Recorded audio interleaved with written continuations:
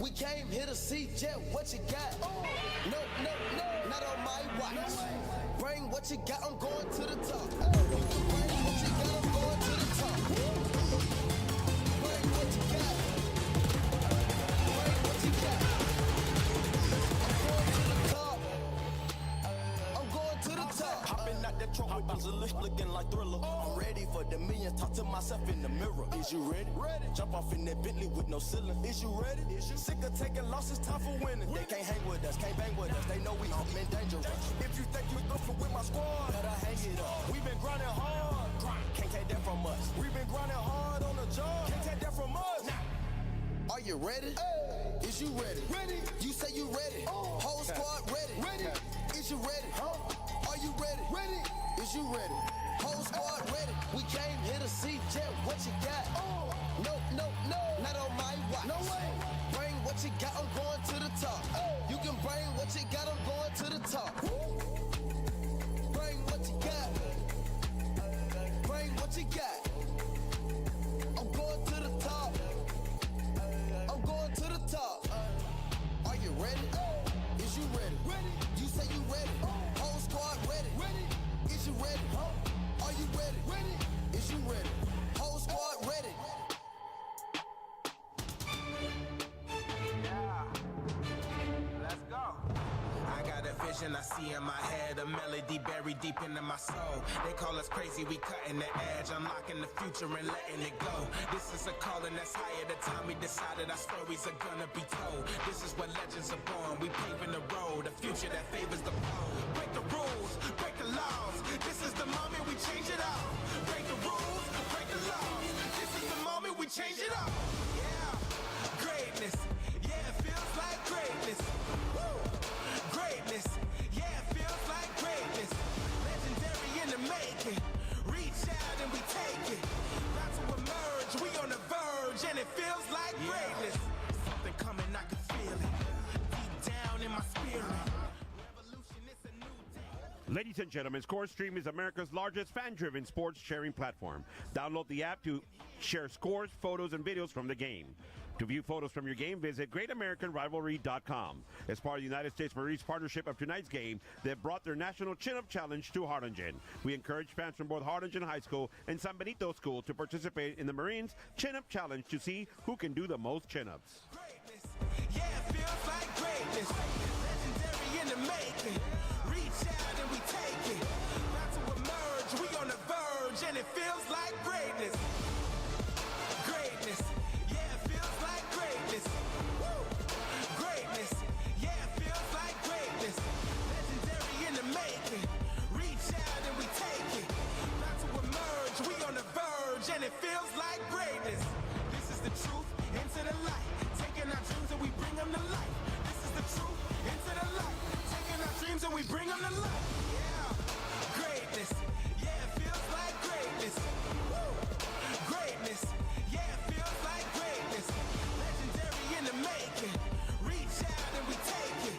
About to emerge, we on the verge, and it feels like greatness.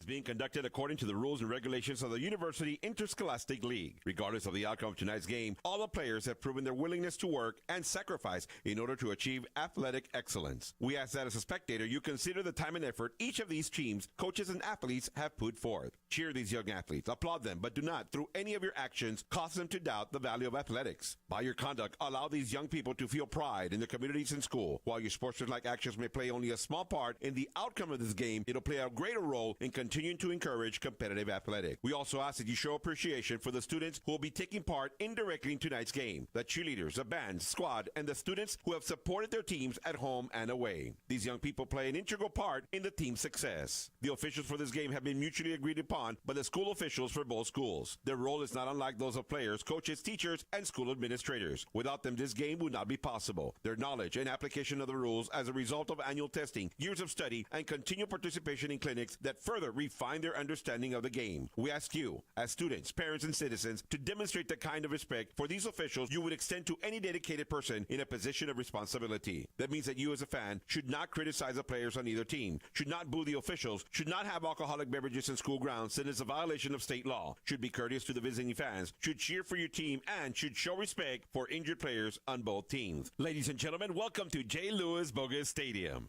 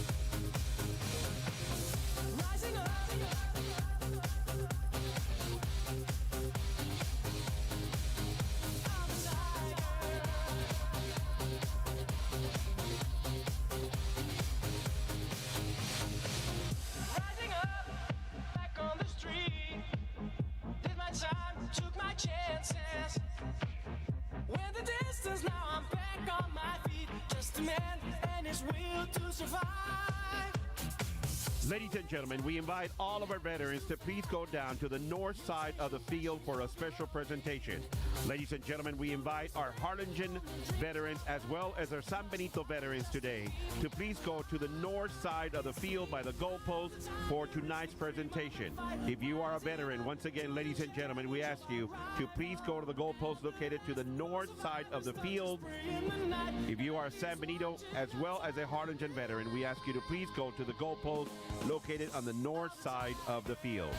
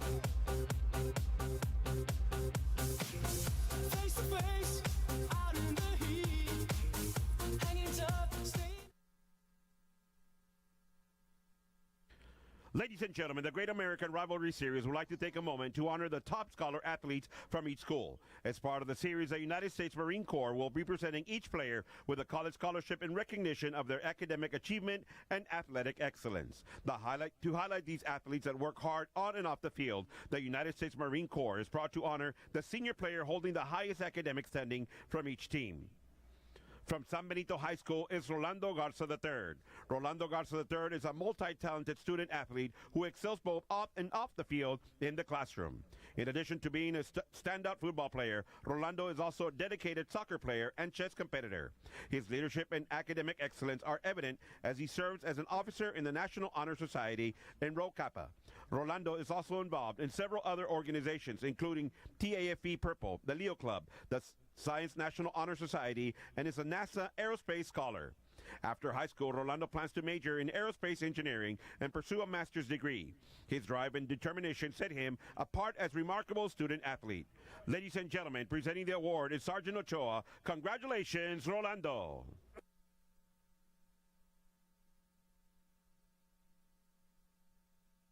And now, ladies and gentlemen, from Harlingen High School, it's Ulises Garza.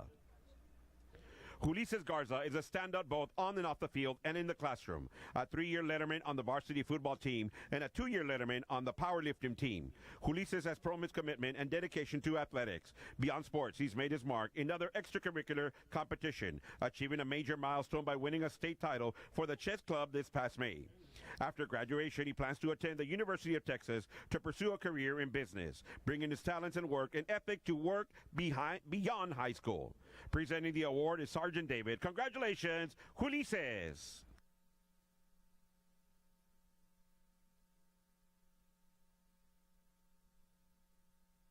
Ladies and gentlemen, beginning November 15th, you'll have the opportunity to vote for your scholar athlete to be selected to the Great American Rivalry Series Scholar Athlete All-America team. Your vote could secure them an additional scholarship, a spot in this national recognized team. Visit GreatAmericanRivalry.com for more information. Ladies and gentlemen, a big round of applause for both Rivalry Series Scholar athletes.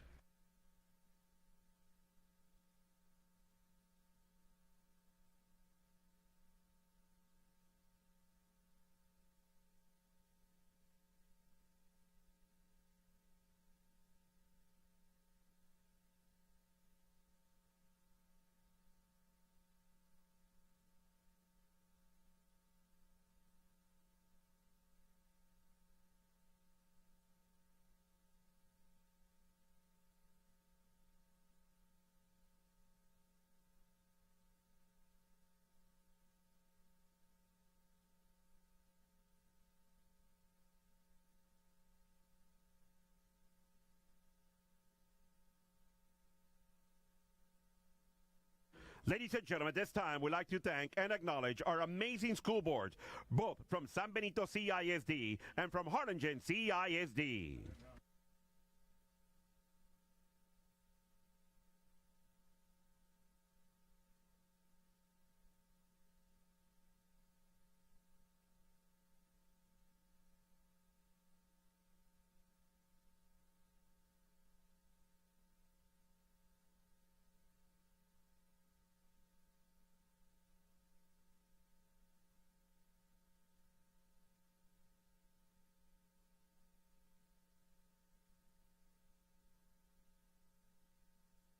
Ladies and gentlemen, presenting your Harlingen High School Varsity Cheer Squad.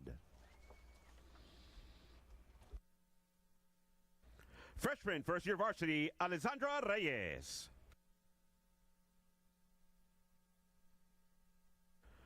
Freshman, first-year varsity, Mallory Gill.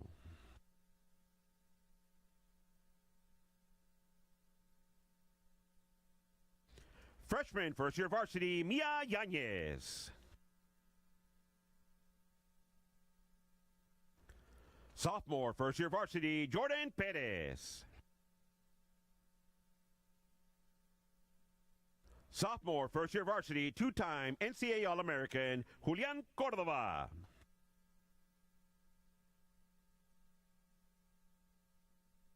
Sophomore, first-year varsity, Isabella Villegas. Sophomore, first-year varsity, Leah Sanchez. Sophomore, first-year varsity, two-time All-American, academic All-American, Aubrey Garza. Junior, first-year varsity, two-time NCAA All-American, Graciela Estrada.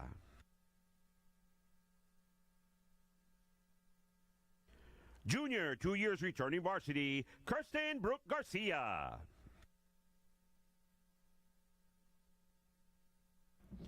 Junior, 2 years returning varsity, academic All-American, Haley Cantu.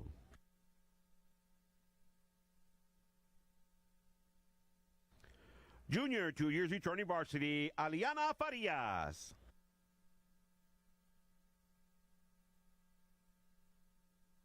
Senior, first-year varsity, Amber Perez.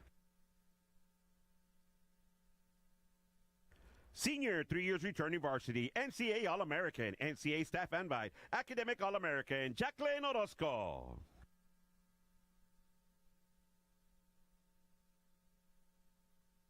And now, ladies and gentlemen, introducing your Harlingen High School captains. Senior, 3-year returning varsity, Academic All-American, and Captain Crystal Benavides.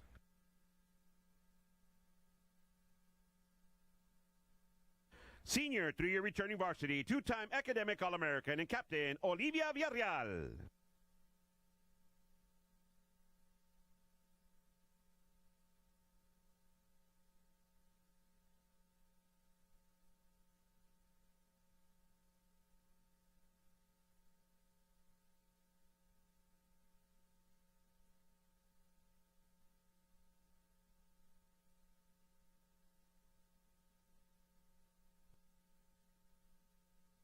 Ready?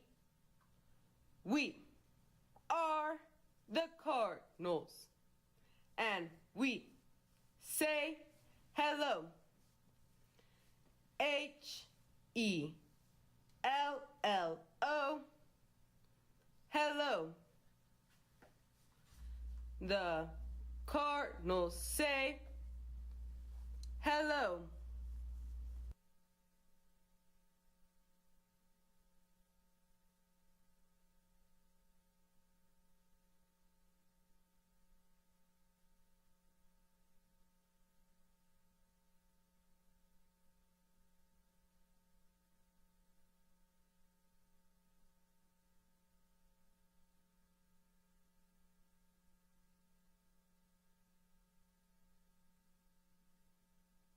Everybody yell 2 bits, 4 bits, 6 bits, $1.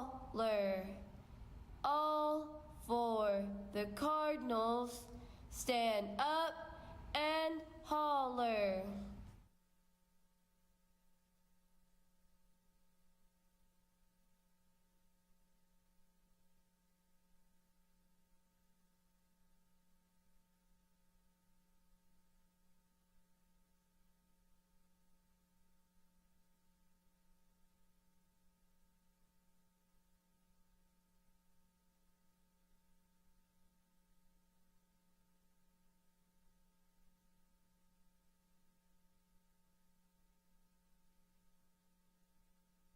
Ladies and gentlemen, to show the spirit of sportsmanship and camaraderie, it is tradition for the hosting school to welcome the visitor school.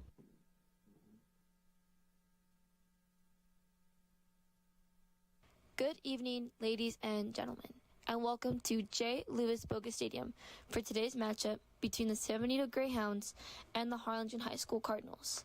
On behalf of the HHS student body, I am Olivia Villarreal, the president of the Harlingen High School Student Council, and it's my pleasure to welcome the Greyhounds to tonight's game. Tonight's game highlights the many hours of hard work and discipline of the students, coaches, and sponsors. However, these efforts would not be possible without the dedication and support of the administration, the faculty, and staff. And most importantly, the fans in the stands. We know that no matter what happens tonight, we'll always be proud of our boys. The Battle of the Arroyo is one of the fiercest rivalries in Texas.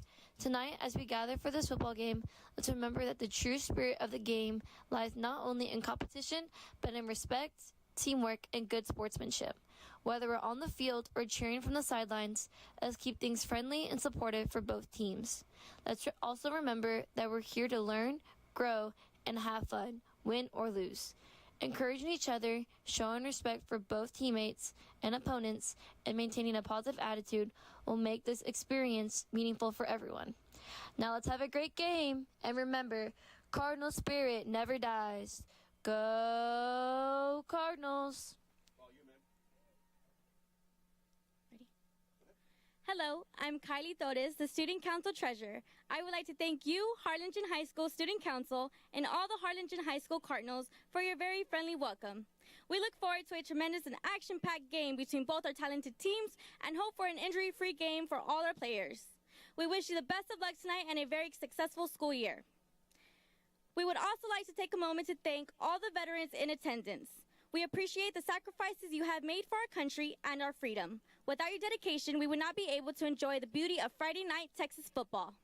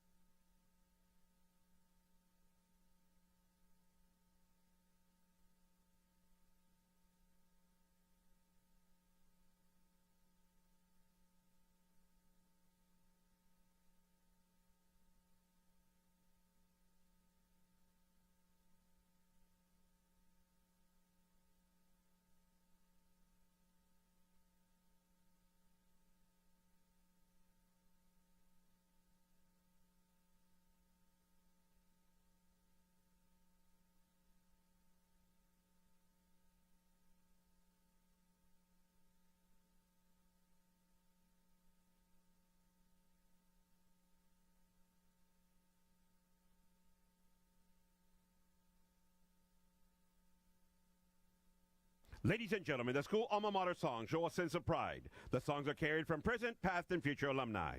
Now we ask you to please rise for the playing of this time-honored school songs. The San Benito High School alma mater will be conducted by the Greyhound Band.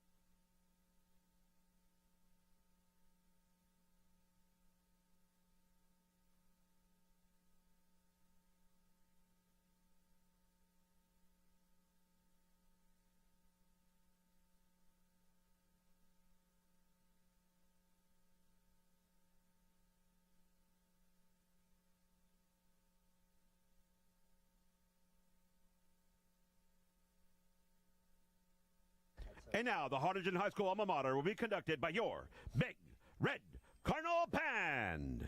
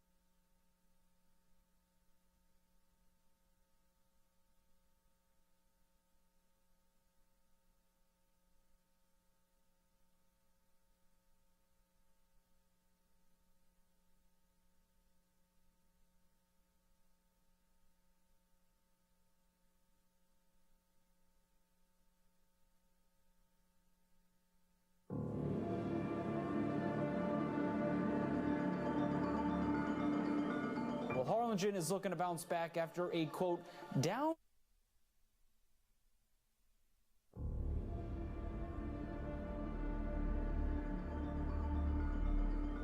Well, Harlingen is looking to bounce back after a, quote, down year. This is not who we are. This is not who Harlingen is. I'm telling you, man. This is not what Harlingen's about.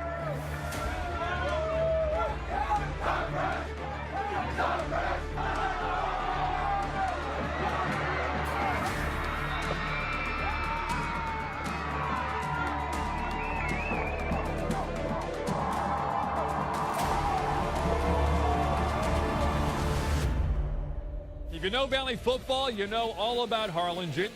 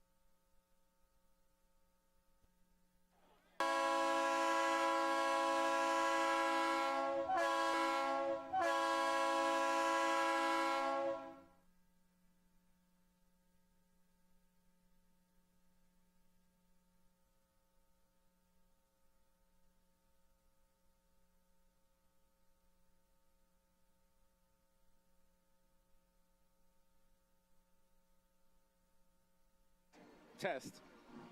Test. Test. Test.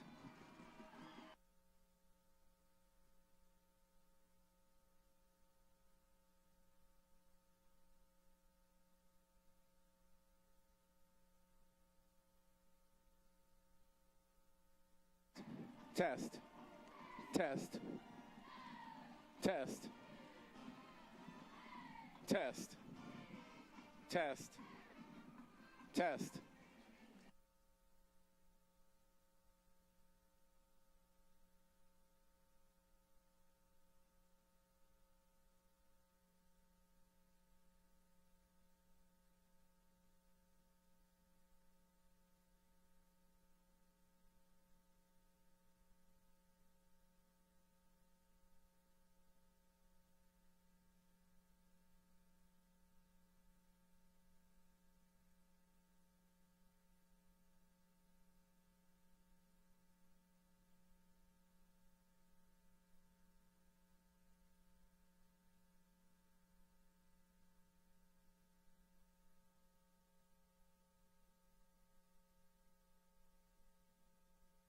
Ladies and gentlemen, we ask you to please remain standing. Bagpiper Desidoro Tristan is a Harlingen High School class alumni of 1996. Desi was a member of the Harlingen Cardinal Band and studied music at Baylor University and the University of Texas at Austin. He became a fighter.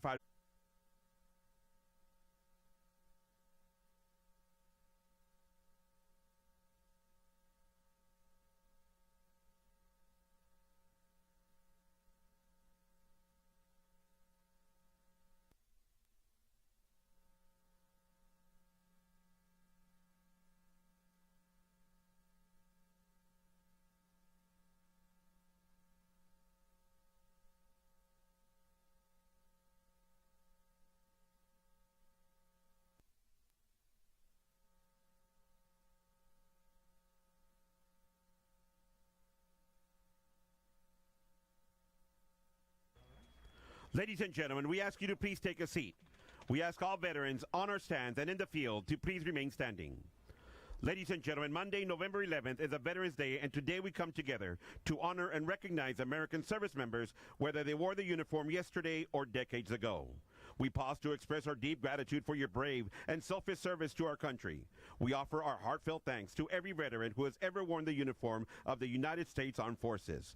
Thank you for answering the call of duty. Thank you for your gallant courage, and thank you for the extraordinary sacrifices you and your families have made on the behalf of name of freedom, liberty, and peace. Veterans, you've done your duty to your families, to your communities, to your fallen comrades, and to your country. You have honorably served your nation with great distinction, and we can never say it enough. Thank you. Now, ladies and gentlemen, take a moment to reflect on the service and countless contributions they have made. We owe them a debt of gratitude and can never be fully repaid. Ladies and gentlemen, please, let our veterans know your appreciation today, tomorrow, and always with the loudest round of applause.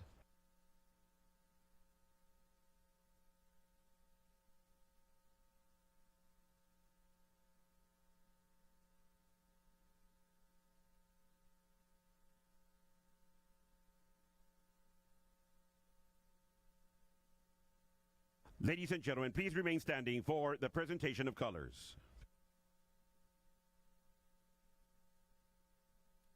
Ladies and gentlemen, I'm Cadet Private Isabella Esquivel from the Harlingen High School JROTC Cardinal Battalion. Please draw your attention to the south side of the field, where the presentation of colors will be provided by our female color guard, commanded by Cadet Lieutenant Colonel Annie Cece, and guarded by the Silver Guard Sabre Team, commanded by Cadet Major Marie Garza.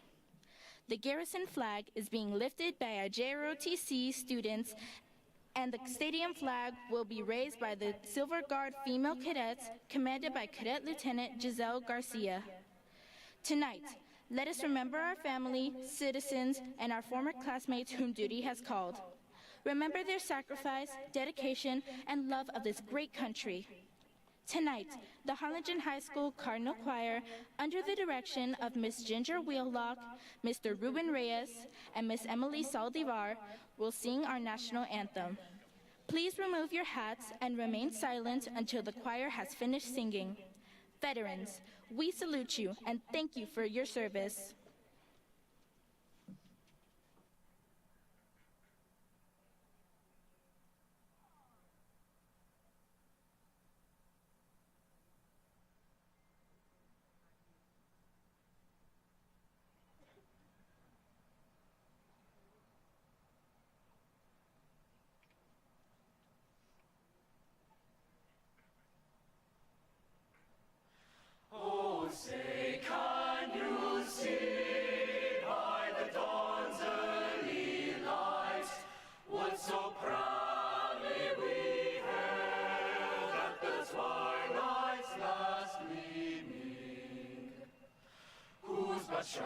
send bright stars through the perilous fights.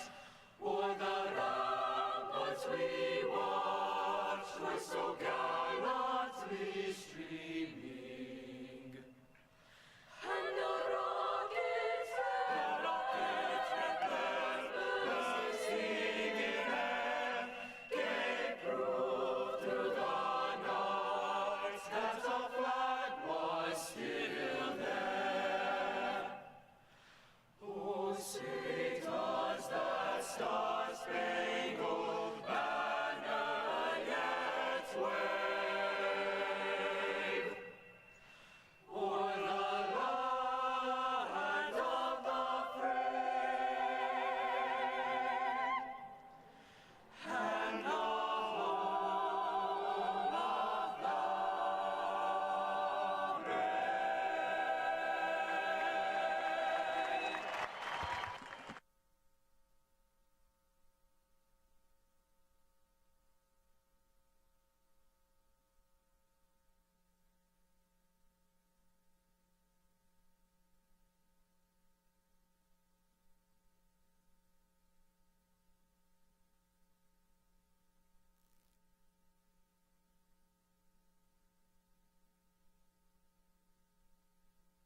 Ladies and gentlemen, we're pleased to have as our honorary captains for tonight's game, representing the United States Marine Corps, Sergeant Ochoa and Sergeant David.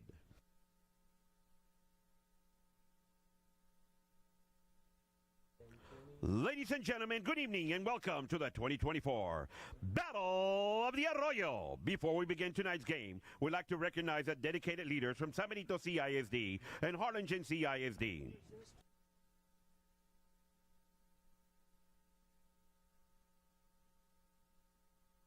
A big thank you to the Board of Trustees from both districts for their unwavering support and commitment to our students and communities. Their support makes events like this possible, and we are truly grateful. Ladies and gentlemen, before we kick off tonight's game, we'd like to take a moment to recognize our official coin toss sponsor, South Texas Urgent Care Center. Their commitment to providing fast, reliable, and compassionate care helps keep our athletes and families healthy and ready for every challenge, both on and off the field. Thank you, South Texas Urgent Care Center, for your continued support for HCISD and for treating us like family. Joining them tonight are members of the United States Marine Corps.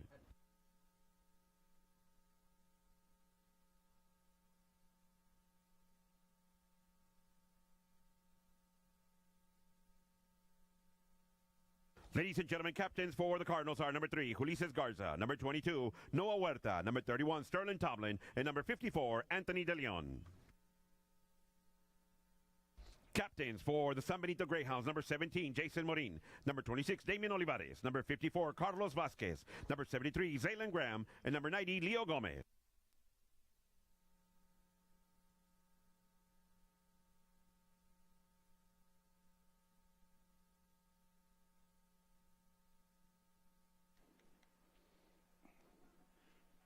San Benito has won the toss and deferred their choice to the second half. We will begin the game with Harlingen receiving at the south end zone.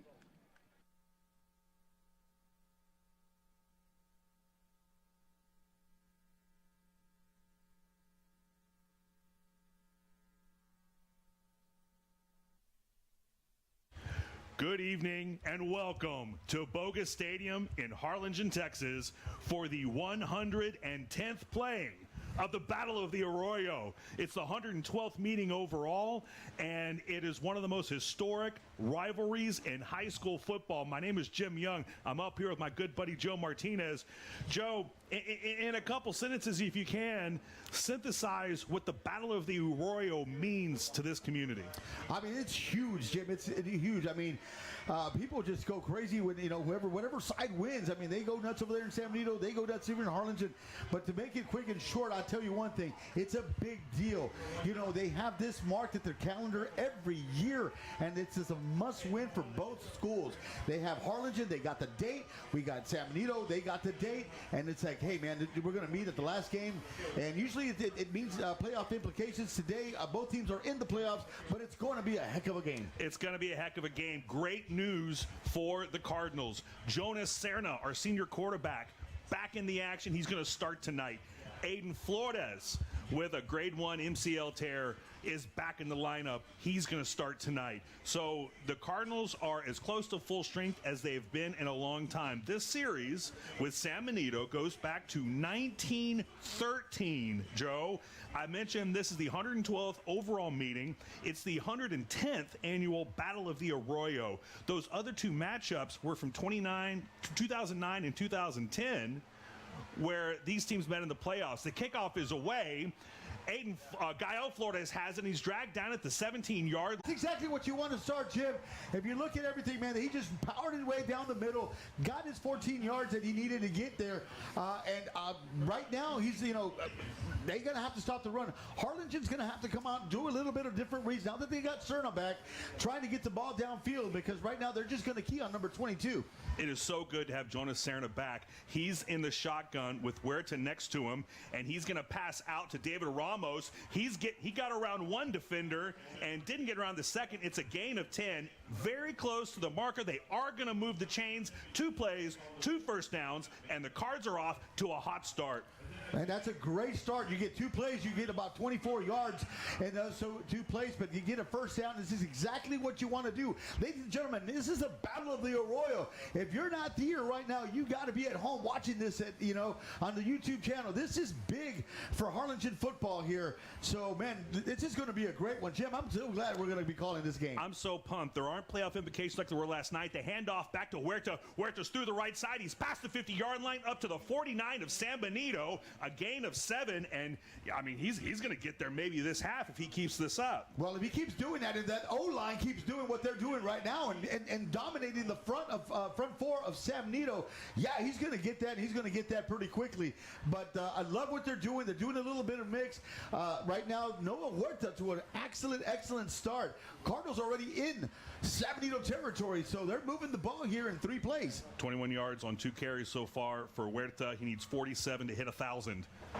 First down now, just on the other side of the 50. The give is once again to Huerta. He's got pressure in the backfield, and he's going to lose about 4 yards.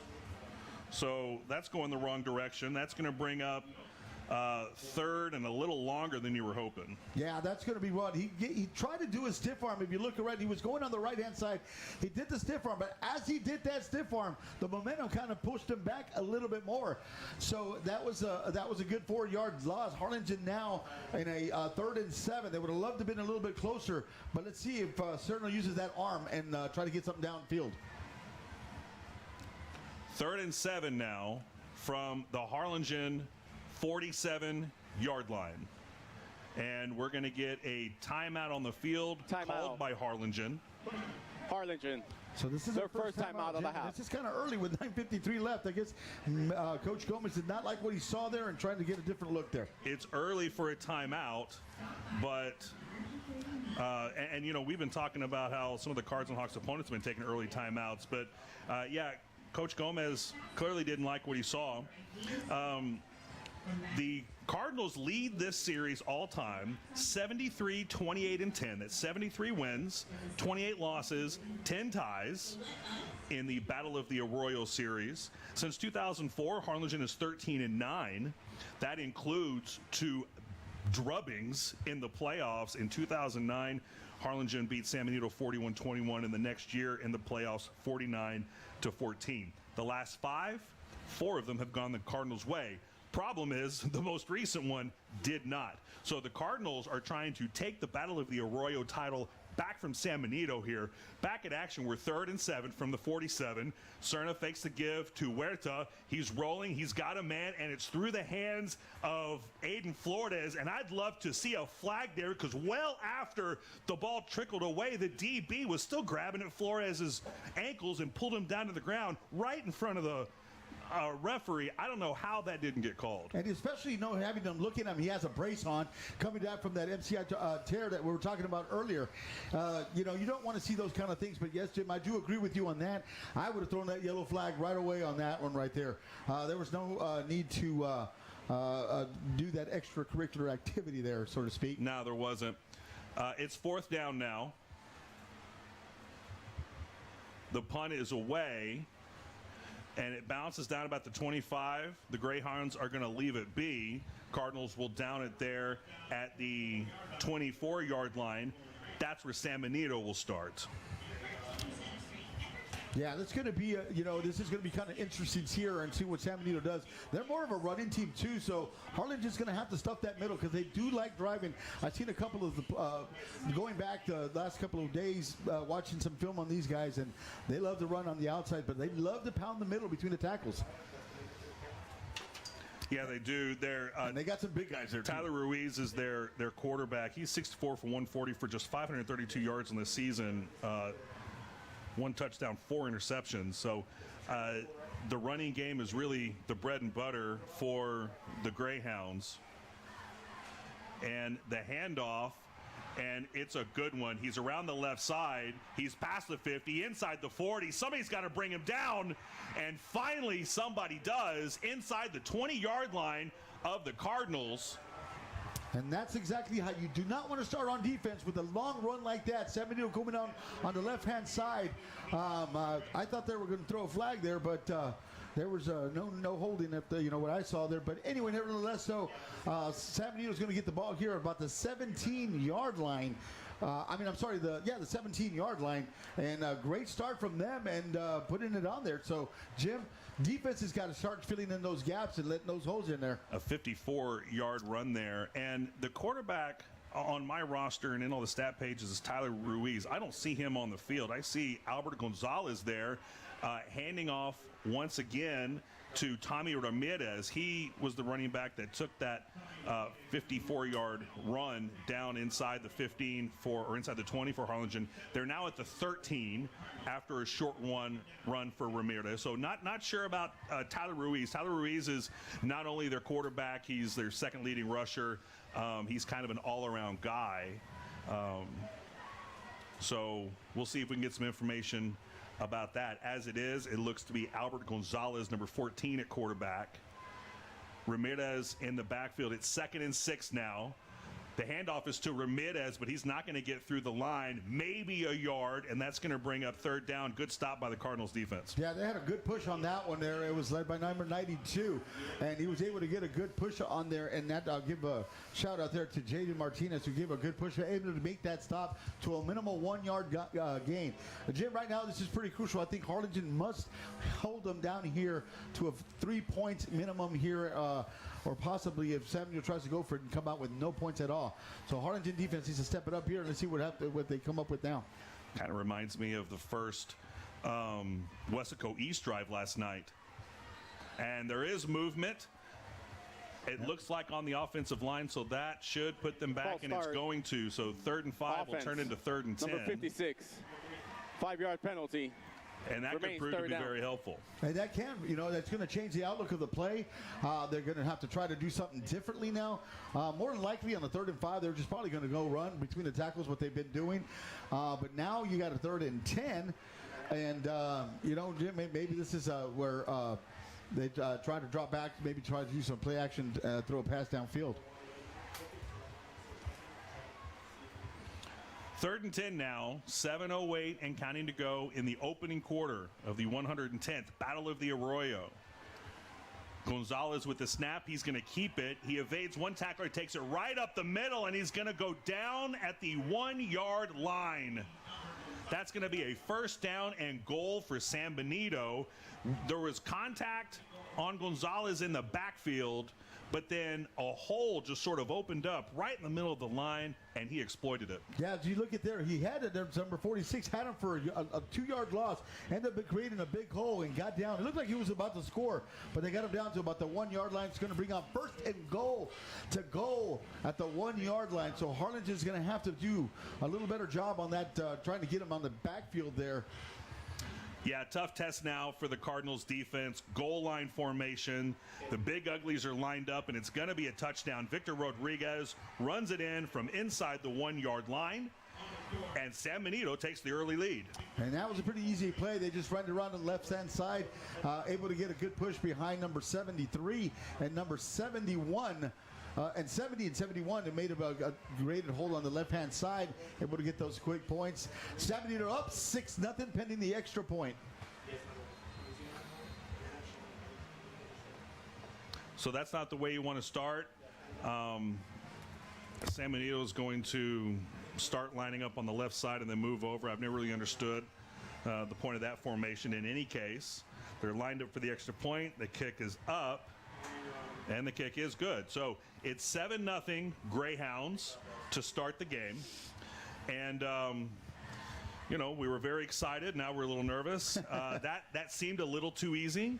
That did seem a little easy. Hopefully the defense can try to clamp down, make some adjustments now, not at halftime, and try to figure out how to stop that run, Jim. But, the Hawks seemed a little out of sorts to start that game last night. Of course, last night, a winner-take-all game. You got to win it to go to the playoffs. They did so. They did so in resounding fashion. They looked a little shaky at the beginning, but then really ran away with it in the second, third, and fourth quarters. Hopefully, we're a little shaky. Hopefully, there's a little bit of nerves, and we can shake those free. This game may not have playoff implications, but it's the Battle of the Arroyo. It's the Battle of Arroyo. You want to have a good game. Jonas Serna is back. You need to get him back in the groove if you're going to have any chance against the Cardinals' playoff opponent, which we know now will be PSJA. We also know now the Harlingen Cardinals will play at PSJA next Thursday at 7 o'clock in the bi-district playoff round. The kickoff is away. It's fielded inside the 20, and he is upended just inside or right at the 30. So slightly better field position than they had in the first drive. And I'm going to put down my drive chart and pick up my Noah Huerta yardage tracker. Yeah, well, they're going to need some explosiveness now on offense. Harlingen's got to counter back and try to get something going, because you do not when somebody scores, you're going to try to counter back and try to get something going on right here. You don't want to go 3 and out or even move the ball a little bit and then punt the ball and give San Benito another shot right now. Defense right now, the key to the defense is to get a little rest and get that offense going and drive down the field and put some points on the board. 17 net yards so far for Huerta. He needs 51 to reach the 1,000-yard mark. The give is to Huerta. He's looking for a hole. He's not going to get it. He's going to get about 3 yards on sheer grit and determination. Yeah, and that was literally looked like it wasn't going to go anywhere. They gave him a good spot. They gave him 4 yards. So that was a good play. He was just kind of looking for the hole there and found a little crease in there. It was going to be from nothing. They got 4 yards out of it. It's a good job on Huerta being a little patient and trying to see what kind of development happens on the O-line and able to get those 4 extra yards there. And with that initial contact, he was about to go down for no gain. No gain, Second and 10 and 2nd and 6 is a lot different. 2nd and 6 now. Michael Orozco is in the line to block for Huerta. Huerta's got it. He's going to follow that block, get around the 35. He's going to lose the football. I think he's down by contact. The referee thinks so as well. There is no fumble. There is no turnover. It's going to be 3rd down after a gain of, the ruling on the field looks like another 4 yards. Is that the ground caused the fumble. Therefore, the runner was down. It will be 3rd down. So Harlingen gets a good break there, Jim, because this is not exactly how you want to start this game. They've got it's going to be down 3rd and about 2, but he was down. But you got to protect that ball, because San Benito defense is going to come out looking for it, and they're going to try to pop that ball out, try to hit it, punch it out or whatever they need to do. But Harlingen's a little fortunate right now that he was down, got a short gain out of it. Now it's a 3rd and 2. And the Harlingen Cardinals are able to try to get a 1st down here and try to continue to move the chains here. Well, we're also lucky that this official right here had a good, clear view of that the way we did. Sometimes you don't get that. Huerta's past the 40, past the 45, and across the 50. It's a 1st down for Huerta and the Cardinals. Yeah, he got some yardage on there. Following Big O number 77 on that one. Got some good yardage on that one and able to move those chains. Very important right now is just to continue to be on the field, get those 1st downs, and get that defense a little bit of breather that they've been needing in the last couple of games. If you look at the replay here, you just see the big old block here. You see 79 there pushing everybody down, and Huerta able to get that 1st down and continue this drive for the Harlingen Cardinals. A 14-yard gain for Huerta. That gives him 971 on the season. So Serna back to pass, and that tipped ball was almost intercepted off the fingertips of Aiden Flores. That play looked a little wonky. Didn't look like everything was going going exactly the way they expected it to. Still, almost a great play for a first down, but it's going to be 2nd and 10. Fortunately, the ball falls harmlessly to the turf. Yeah, that's a dangerous thing to do. Is sometimes when you hit that ball, it goes up. It's anybody's game there. That's 2 attempts on Aiden Flores right now, and he's gotten able to touch the ball with his hands, not able to catch it there. He had that little seam open and had some room to run if it was maybe a little lower. 2nd and 10 now from the Greyhounds 48. The fake to Huerta and the pass on the flat to David Ramos, and he's going to go nowhere. In fact, it's going to be a loss of 3 on the play. It's going to be 3rd and 13. Yeah. The Greyhounds were all over that. Yeah, I mean, Harlingen's very consistent in running those receiver screens, and watching film on these guys, their defensive coordinator for the San Benito Greyhounds, obviously watching that they're going to throw those screens a lot. That cost them 3-4 yards on that one. David Ramos had no chance on that. It was, it's just designed that the blocking scheme was not there, and now Harlingen has a tough task at the 3rd and 13 to go. Yeah, 3rd and quite long. 3:48 to go and counting in the first quarter. Serna's got the snap. He's dropping back to pass. He's got a little pressure. He's not going to evade it. The ball is going to be on the turf. That may have been recovered by San Benito. This time it is a fumble, and it is a turnover. So not a great turn of events. The pressure was coming from the ends. They brought the corner blitz, and Serna evaded it for a second, but then the pressure came up the middle. The ball came out, and there was nothing to do. So now the Greyhounds have the ball at the Harlingen 47. Yeah, he had no chance in that one. The corner blitz, if you watch on the replay here, he's just coming around the right-hand side. Number 26 made him flush out of the pocket, and then you got number 2 that hit and punched the ball out. From that was Victor Rodriguez from the San Benito Greyhounds who was able to cause that fumble. And now San Benito, with 3:34 left, got the ball in Harlingen territory and looking to strike again. Harlingen really needs to not let this game get away from them.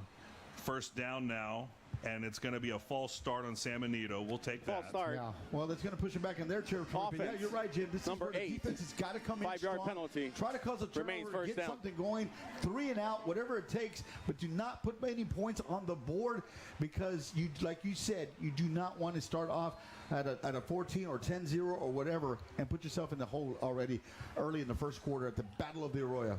By the way, folks, if there's anybody watching who has any information about the Lady Cardinals playoff volleyball game in Buda or against Buda, send me a direct message on Facebook or text me if you have my number. I'd love to share those updates with the listening audience here.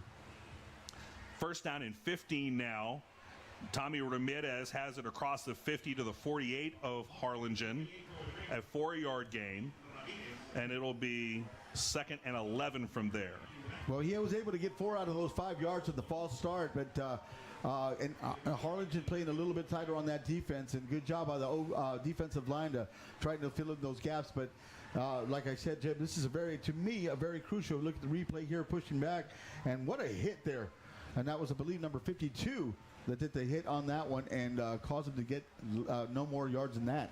John Michael Ibata, my buddy on Facebook, he's a big Cardinals and Hawks fan. He said it right today. You throw the records out. And that's particularly important with San Benito. They're 1-9. They're not playing like a 1-9 team right now. Ramirez with the ball, he's going to lose a yard. Man, they're going to give him forward progress to the original line of scrimmage. Yeah. So I don't know. It looked like it was at least 1.5 yard, 2-yard loss, but you're right. They give him the original line. Maybe a 0.5 yard loss. Yeah. No, you're right. But nevertheless, though, it's going to get a 3rd and long, Jim, and Harlingen desperately needs to be a 3 and out here and try to get the ball back.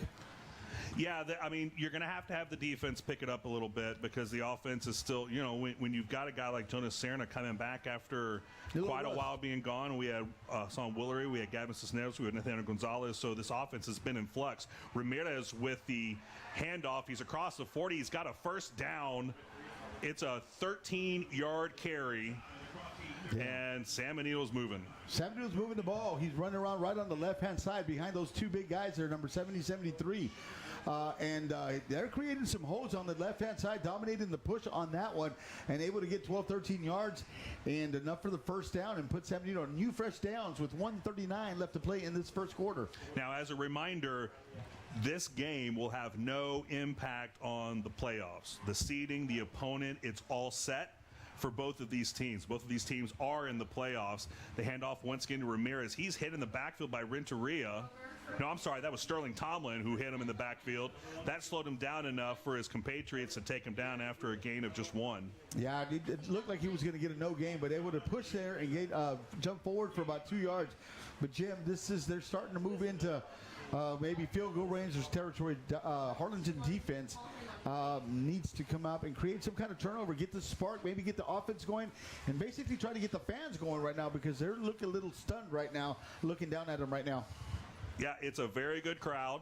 We don't see much empty seating, but they are all seated and needing a little bit of a spark, like you said, Joe. 2nd and 8 now. The pass is away. It's almost picked off. And that was David Renteria, and he's a little upset that he couldn't pull that in. It would have been a pretty incredible play. Yeah, that would have been a great, and it was a good job to try to. He put his arm on there and created, not to get that ball in there, but a good job by David Renteria, number 7, to predict that as a no gain. And right now, Jim, we got a 3rd down, but I have a feeling that this is 2 down territory for San Benito. So too long for a field goal, too short for a punt. What do they have to lose, right? What do they have to lose? They're going to be a 2-8 or 1-9 playoff team. 3rd and 8 now, and this defense is going to have to come up with a 3rd and long stop now. 40 seconds to go, and the Greyhounds are going to call a timeout and talk about it. We'll take it with them. 7-0. San Benito. San Benito. Their first time out of the half.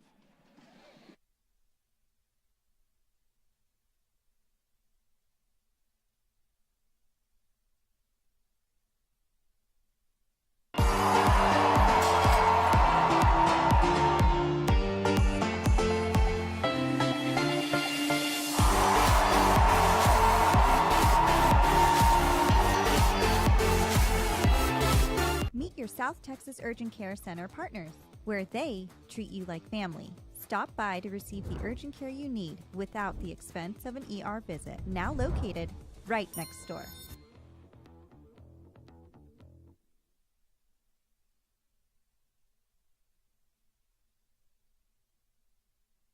Okay, 40 seconds to go in the first quarter, 3rd and 8, and you don't want to call a 3rd and 8 critical in the first quarter, but the San Benito offense has been moving the ball pretty well against Harlingen until now.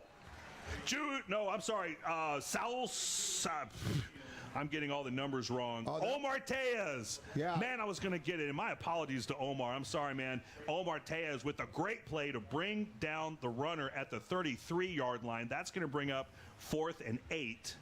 Well, I haven't messed up a number like that in a while. Well, they needed that stop, and I think San Benito's going to talk about it right now. Probably let it run down and get that extra time to talk about it. Like I said, I called 2 down territory, and they're going to discuss their play here. Yeah, I think you're right, Joe. So that's going to take us to the end of the first quarter. It's 7-0 Greyhounds. We got a 4th down coming up, and we're going to take it down to our sideline reporters, Cassie and Sean. To the scoreboard for tonight's sideline highlight with Cassie.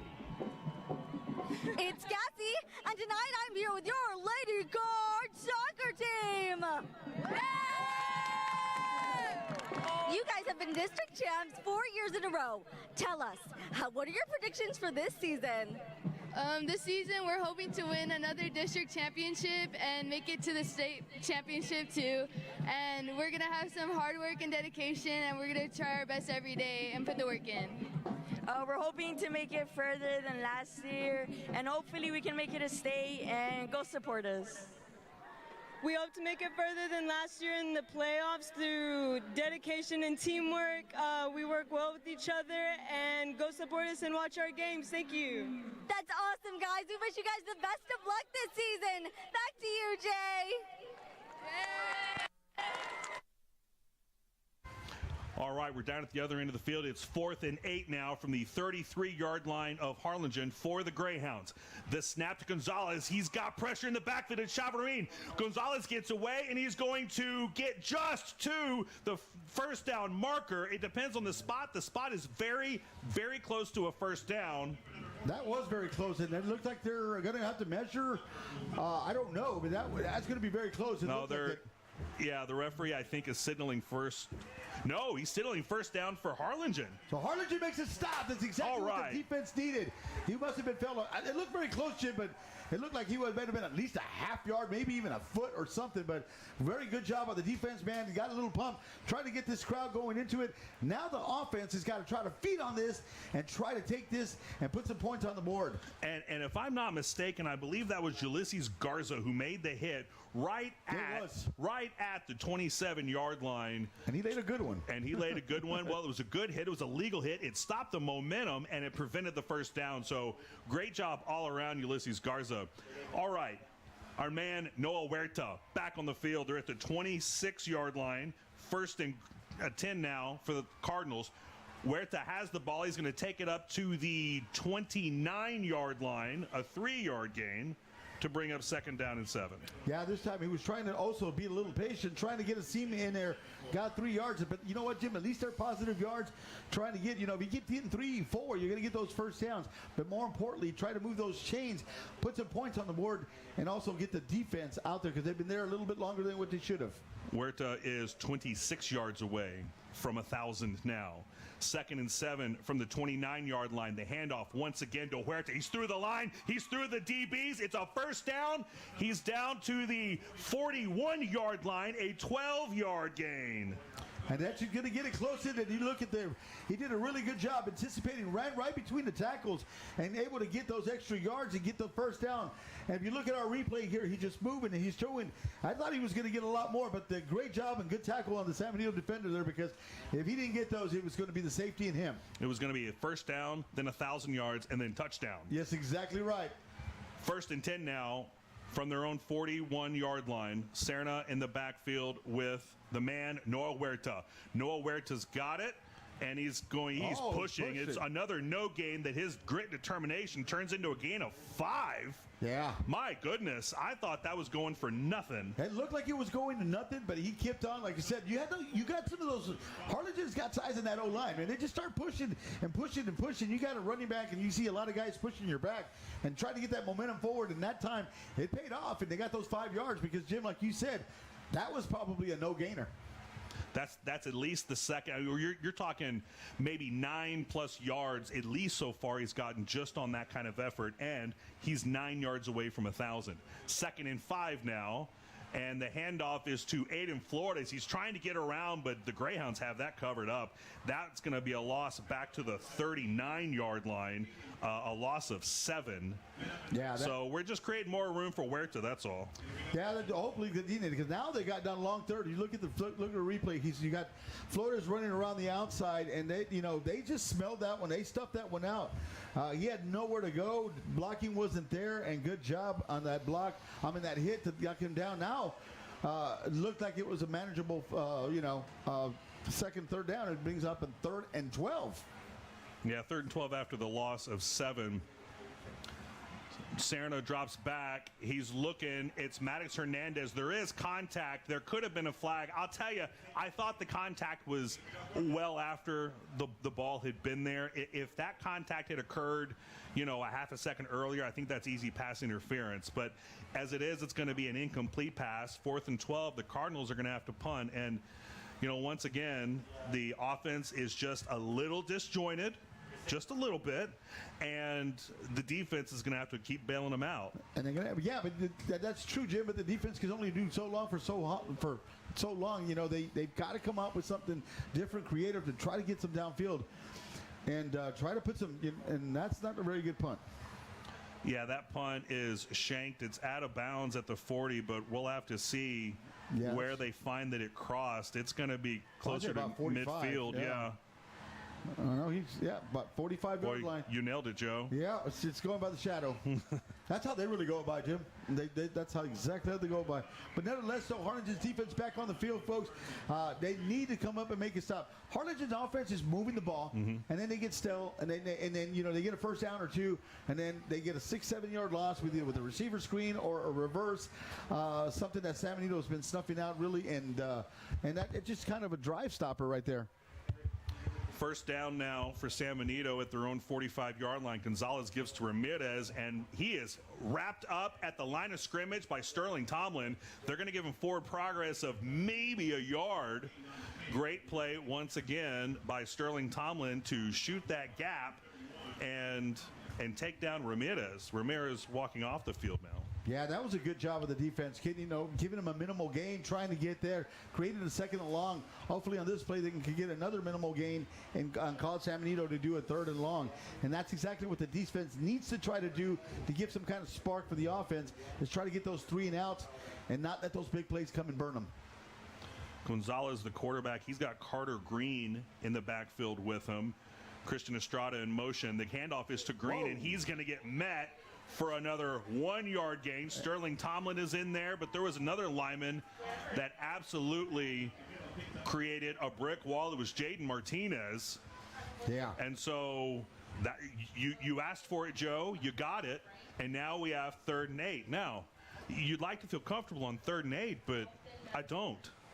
Because so far, 3rd and longs have been able to burn us. Have not gone very well for the Cardinals defense. And that's possibly not indicative of anything. But you'd like to see some success on 3rd downs, especially 3rd down and long after 2 great stops on 1st and 2nd down. Gonzalez now in the shotgun snap. It's Green out blocking. Tomlin providing pressure, and it's caught by Justin Montemayor. He's one of their leading receivers, and that is down to the 34-yard line of Harlingen. And you look at the replay there, Jimmy. He has, there's a corner and a safety between them, and then the quarterback throws it right in the middle between both of them. Sometimes you wonder how they got open that easily, but he was able to get there and push that 1st down and get this continue the offense to keep rolling here. And what do we say? 3rd and 8. They complete a 20-yard pass for a 1st down. Yep. They're now at the 34-yard line of Harlingen. The snap. The give to, looks like it's Green again, and he is tripped down by Garza, Ulysses Garza. Yeah, he didn't stop. At the 31-yard line. So a good stop after a short 3-yard gain. Yeah. Well, they're going to give him 4 yards. They're going to give him 4, but Ulysses Garza, which if he didn't hit that goes on a little longer. If you look at that, right at the end of that play, you hit number 3 there, Ulysses Garza, possibly saving a 1st and then some. So good job and doing it whatever it took to get those ankles and try to tackle them down. Oh, they fixed it right. 2nd and 7. See if they just listen to me. All right, 2nd and 7, just like I knew it was going to be. From the 31-yard line, 6:43 and counting to go in the 1st half. Gonzalez with the snap. The give to Green, and Green slips in the backfield. He's going to get, they might give him half a yard. No, it's going to be a no gain, so that's going to bring up. Oh, he's going to lose some yards. He's going to get back to about 3rd and 10 on that one. You're right. Yeah, excuse me. He fell way behind the line of scrimmage. And here, like I said, we mentioned this yesterday, but here in high school football, you fall down. You can't get up and continue running. Once your knees hit, you're down. Well, the chain gang on that side of the field is fast. I was banking on them being a little slow when I did my quick little mental math in the yardage. Good job on them. Marking that ball right quick, because, Joe, you're absolutely right. It's a loss of 3. It's 3rd and 10. So here we go. Can we stop a 3rd and long? Gonzalez with if there's a flag on the play, that's going to come back 5 yards. I wasn't going to have to look at the San Benito roster to figure out who number 8 is. By the way, it's Adam Cortez, of course. Offense. Well, that's going to push him back 5 yards. It's going to make it 3rd and 15. 5-yard penalty. That remains 3rd down. A little bit here, hopefully, and hopefully they can tighten up that defense and try to stop San Benito. I think it's a little bit too far now for a 2-down zero, so they might just do a little pooch punt or something like that. They're looking good today, Joe. I don't think they need to do the thing where a 1-9 team comes in and goes for it on 4th down, because why the heck wouldn't you? They want to win this game, and so far they're outplaying the Cardinals in the 1st half. 3rd and 15 now. Let's stop a 3rd and long. The give is to Tommy Ramirez. He's back to the original line of scrimmage. He's inside the 30, and he's just gonna be short. That was a 13-yard run. They needed 15 yards. He's down to the 27, and that's going to bring up 3rd. I say 3rd and 2.5. Well, they're going to go for it now. Now that you gain 13 yards on that, 12 yards or whatever, you're going to go in there, and now it is 2-down territory. San Benito's going to go for it on 4th down. Harlingen defense needs to make a stop right here. Try to get something going on, Jim, because right now they're running and doing anything they want on this defense. Well, Harlingen hasn't proven they can stop them. So here we go. Here's a chance to stop them and get the ball back again. 4th and 3. The handoff to Ramirez. He's going to be dragged down by Chavarine, but he's going to get the 1st down by about half a yard. Yeah, he's going to get the first down to move the chains. Hopefully, sometimes when you do those kind of tackles, you can either flip them one way, forward or backwards, and that one a little bit forward by Chavadin there, number 42. Again, fresh set of downs. San Benito eating that clock up right now. Time of possession has been very important. Harlingen's defense has been out there in the field a lot longer than what they should have, and San Benito's offense is just chipping away. They're not doing a lot of explosive plays, Jim, but they're keeping that defense and moving the chains. They really are, and it's a little concerning.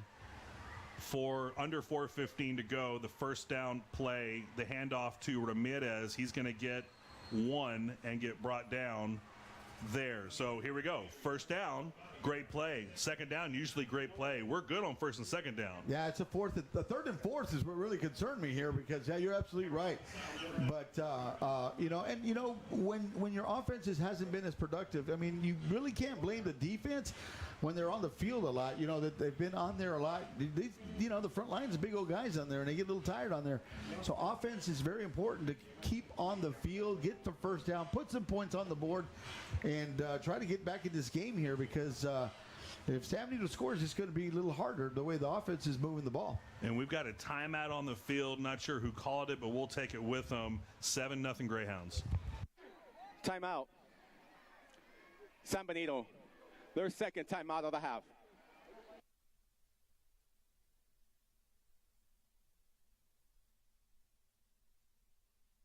At Fast Signs, we bring your ideas to life. From banners to posters to wraps on wall murals, we've got you covered. This is a sign you've been waiting for. So let us make your statement. At Burke Children's Dentistry, every child is a superhero, and our office is here to make dental visits fun and fearless. All kids need strong and healthy teeth. That's why families choose Burke Children's Dentistry to keep their smiles bright all year long. 3:37 to go in the first half of the 110th playing of the Battle of the Arroyo. The score is Greyhounds 7, Cardinals nothing. San Benito with the ball 2nd and 9 at the Harlingen 22-yard line. And, it's been 3rd and 4th down that has been the absolute killer here in the first half for the Cardinal defense. Gonzalez with the handoff, and Ramirez hands it off to the reverse man, and he's up inside the 15. He's gotten away. He's inside the 5. It's a touchdown for San Benito, and the Cardinals are in a little bit of a hole. They're a little bit of a hole. That was a great trick play, and they came out with a reverse play. They looked like they were going right. Then they sweep it on the left-hand side, and one man to beat couldn't get him down, and San Benito with a 13-0 lead over our Harlingen Cardinals here, Jim, and pending the extra point. Harlingen's offense has got to get something going here. Gonzalez handed that ball off to Tommy Ramirez, who then handed it to the reverse man, Kean Jones. He's their kick returner, and we had hands on him, a couple different guys, and just could not bring him down. And so it's 13-0 pending the extra point with 3:26 to go. Blocked. So no good. That was a good job. We will take that. We'll take anything right now. I think that was Ulysses Garza. He's quietly having a game. He's having a good game, and the defense is having a pretty decent game. And just being on the field a lot, they get a little frustration, a little tired out there, Jim. And offense has got to do something here, get some positive. Got to score before the half. Credit Ulysses Garza for essentially creating a turnover on that 4th down play a drive ago that got the ball back from San Benito. That play was worth a point. So a bright spot so far. I don't get the feeling we're really playing with all of our focus, with all of our intention, with all of our effort. And it's hard to say not with all of their effort because these boys always come out to play. Coach Gomez always has them ready to play, but they're not clicking. And San Benito's clicking. San Benito doesn't give a heck that they're 1-8. They don't care. They say, well, we're still the Greyhounds. They got nothing to lose. We still have pride. Yeah. We're still going to the playoffs. We don't care that you're Harlingen. We're going to come in and we're going to bust you up. And so far, that's what they're doing. So, like John Michael said, throw the records out. It does not matter. The kickoff is away. It's fielded by Montejano, and he's trying to dance around, but he's not going to get anywhere. He needs to be careful because, you know, the more dudes you get in there, the more likely it is somebody might punch that ball out. Yeah, you don't want to get cute there. Just go down in there. I mean, he had nowhere to go. But you're right. When you're trying to make something happen, sometimes that's when you get, you know, a turnover can be forced up on you. And but nevertheless, so Harlingen has to get up. They got the ball at the 23-yard line. They still got plenty of time to pull down a good drive here with 3:19 left to play. Very crucial, Jim. They cannot afford to do 3 and out and give Sam Newton the ball right now with the defense being a little tired. This is pretty much a must-score drive, in my opinion. I couldn't agree more, Joe. You cannot force the Cardinal defense to have to go out again in this half and defend another drive. I think you are really risking another touchdown from the Greyhounds if you do that. So we need a long drive, preferably one that ends in the score. Serna's back. He's looking long, and it is caught. It's caught inside the San Benito 40-yard line by Aiden Cervantes. And that's the spark that they need, Jim. This is what they needed to stretch the ball out. Throw the ball. That was just a jump ball. Aiden Cervantes is a pretty big guy out there. But they got the Cardinal first down. He just threw it up there and hoping his guy was going to come up with it. Had a little faith in it and sure did and got that first down. Harlingen moving the ball here. That's a 29-yard passing catch from Serna to Cervantes. That's exactly what we needed. 3:09 to go now. A ton of time left. 2 timeouts. So now maybe you give it back to Huerta. He needs 9 more yards to hit 1,000. The handoff is to Huerta. He's dancing around, and he's not going to get far. A gain of 3, it looks like. Yeah, about 3. A short 3, a long 4. Somewhere around there. But nevertheless, he's chipping away. Just continue to run him. You use him. If you keep using him, he's going to end up breaking one. He's got that breakaway speed. He's got that run around the outside. So I would just keep feeding him the ball, Jim, not just for the 1,000-yard yards, but just to keep, just to get this offense rolling. Absolutely. We got to score some points. So the handoff again to Huerta up the right side now. He's going to keep us on schedule and get us to the 29-yard line. Yeah, getting a good power run. He just put his head on in that one. Moved those legs, got an extra 3, got 3 yards on that. And Harlingen exactly what they needed to do. And this is a very important. I'm going to call it again. This is going to be 2-down territory for Harlingen. So you got 2 downs to try to get this first down. So I would just pound the ball with Huerta twice. Huerta has 998 rushing yards on the season. And he's still going to have, well, the referees are not agreeing on the spot here exactly. Yeah, that's going to be 4th down. This is going to be very important for Harlingen. They've got to come up with something here, maybe move Huerta around the left-hand side, get that hash mark, moving up on that hash mark. Harlingen's going to call a timeout, ladies and gentlemen. Manny Gomez is going to discuss this play and try to get the right play in there so they can get that first down. Their second timeout of the half. Yeah, that was a no gain, and so Huerta's going to stand on 998 yards rushing on the season. So 1,000 is imminent. Yeah, definitely. You got to get it here going on here, but this is a very crucial, a very important timeout. Manny trying to get with his offensive coordinators trying to get the right play in there. Most importantly, this is a must. First down for the Harlingen Cardinals with 1:41 left to play in halftime. Down by 14 points, Jim. 13. Forgot about that. 13 points. Harlingen must come up here and try to get the first down and continue this drive and put some points on the board. Some scores around the valley. Brownsville St. Joseph 6-6 against San Antonio St. Anthony. Rio Hondo beating Progreso 76-0. Wow. My goodness. Los Fresnos beating Brownsville Hanna 21-0. And we'll get to a few more. 4th and 3 now. The handoff to Huerta. Huerta's around the right side. He's got a first down. He's got a first down and more. He's got well, let me stop before I say that because there's a flag on the play. Yeah. San Benito says it's going against Harlingen. That would have gotten him over 1,000 yards. Well, it's to see what the call is, but, I did think I saw number 31, the defensive player there. On offense, there's Sterling Tomlin making a really good block and allowing that run to go outside. So it's going to go back. You can see the ref already counting, but it's going to be a spot foul. So Let's see. Holding. Offense. Number 13. 10-yard penalty from the spot of the foul. That was Aiden It's still enough for a first down. Oh, so it's going to be a spot foul, which is good. Harlingen's still going to move the ball back because they got it around over here, but it's going to give them the first down, Jim. So they're still going to give a first down at about the 23-yard line. So it just delegates less yardage now. So here's the question: is it's not going to be? I mean, because he gained 16 yards on that, but then it came back. It's going to be a net of. I think you still get the 16 yards. 6 yards. Yeah. Well, whether he gets the net 6 or the gross 16, folks, Noah Huerta is now over 1,000 yards, and what a dumb way to have to call the record on a penalty. But here's Huerta. He's down to the 18-yard line, so it's going to be 2nd and 5 or so. Yeah. A good gain on first. And if he didn't get it there, he got it just then. So congratulations to Noah Huerta. He joins Dylan Anaya and Alvin Edwards from the Hawks as our, call it, citywide 1,000-yard rush club for the 2024 season. Congratulations, Noah.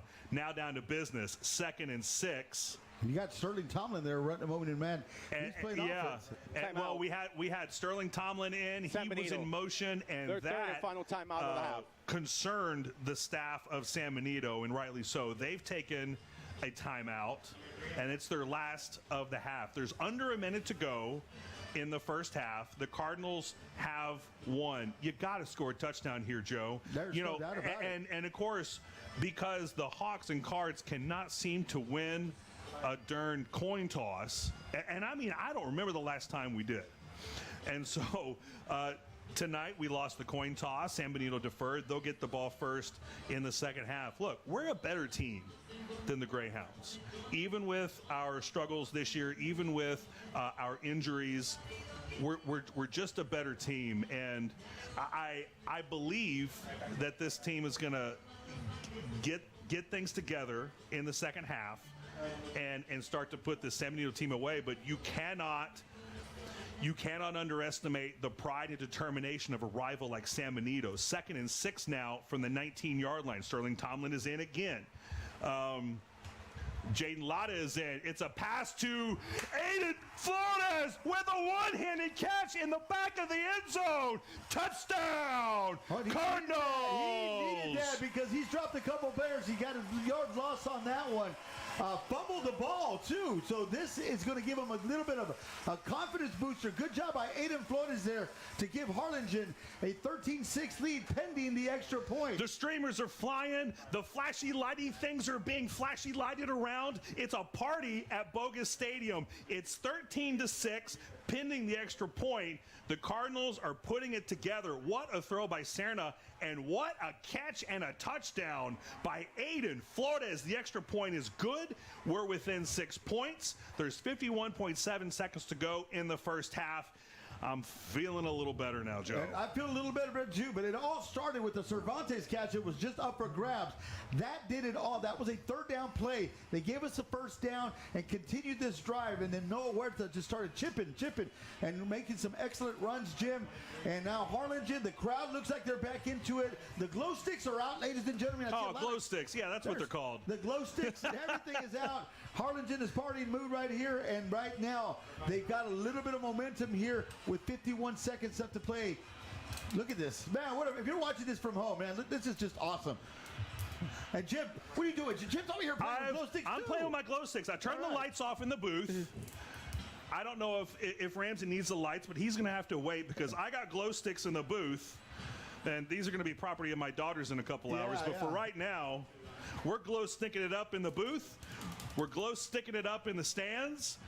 Bogus Stadium is the place to be tonight. It's the 110th Battle of the Arroyo. If you're not here and you're not watching on YouTube, what are you doing, Joe? What are you doing? That's all I can say, man. This is a good game. This is what we thought it was going to be. Maybe we thought the score would have been a little different, but it's still a great game.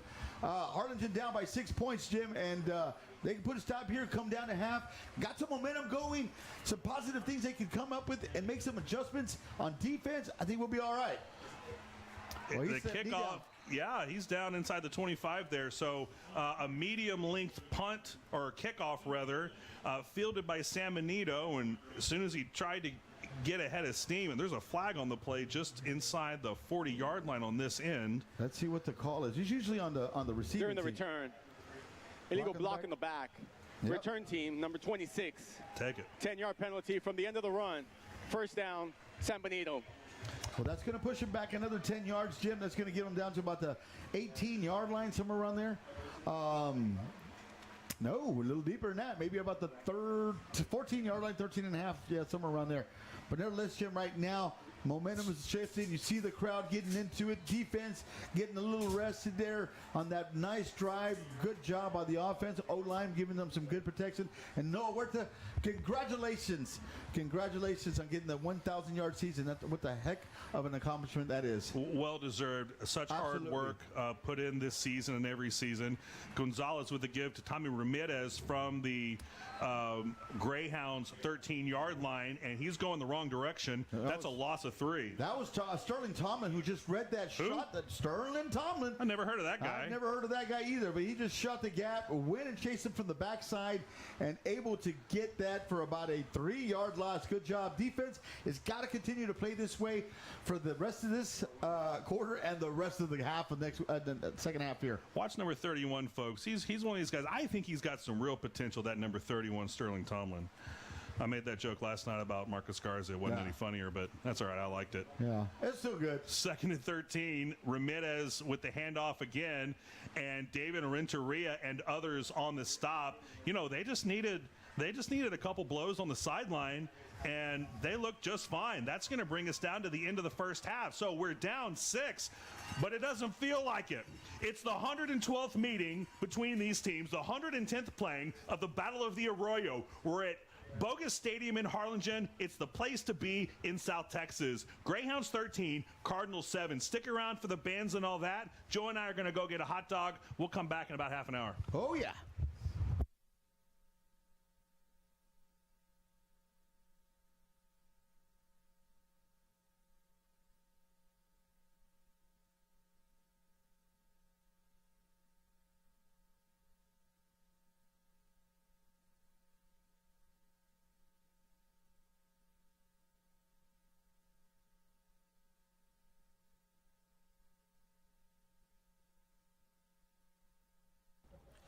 Good evening, ladies and gentlemen. San Benito Consolidated Independent School District is proud to present, for your Friday Night Lights entertainment, the students that bring the show to life. The pride of San Benito, the San Benito Bells Drill Team, and the San Benito High School Mighty Greyhound Marching Band. We begin our halftime performances with the pride of San Benito, the San Benito High School Bells. Bells, the field is yours.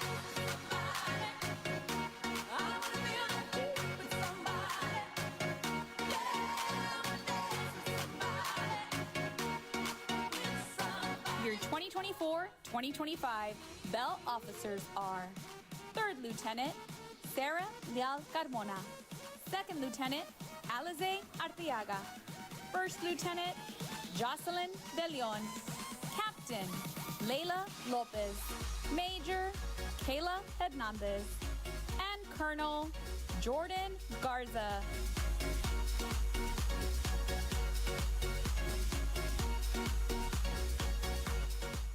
The Pride of San Benito is celebrating their 50th anniversary this year.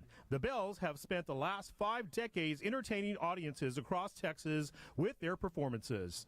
During the summer camp, 19 girls were named All-American dancers, and the entire team was once again been invited to participate in the Macy's Thanksgiving Day Parade in New York City. The Bells are under the direction of Director Ricardo Delgado and Assistant Director Mariana Silva. The Bells of the week are Divine Alanis, Delilah Lopez, and Kayla Hernandez. This week, the Bells will be performing a kick routine to Vogue. Bells, the music is ready.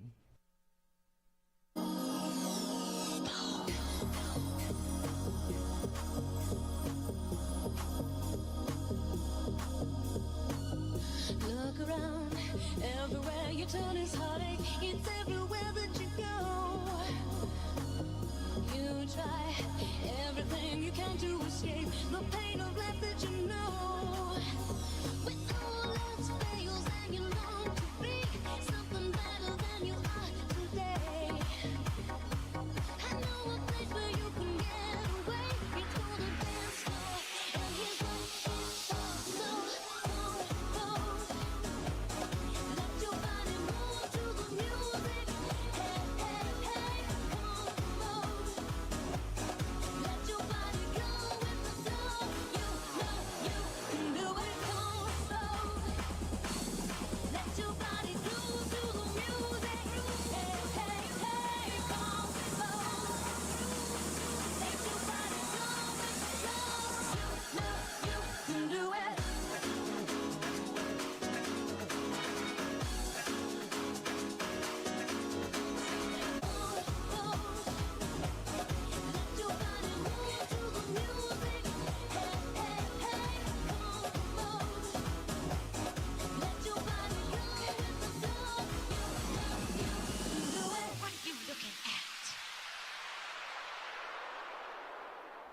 Ladies and gentlemen, once again, the San Benito Bells.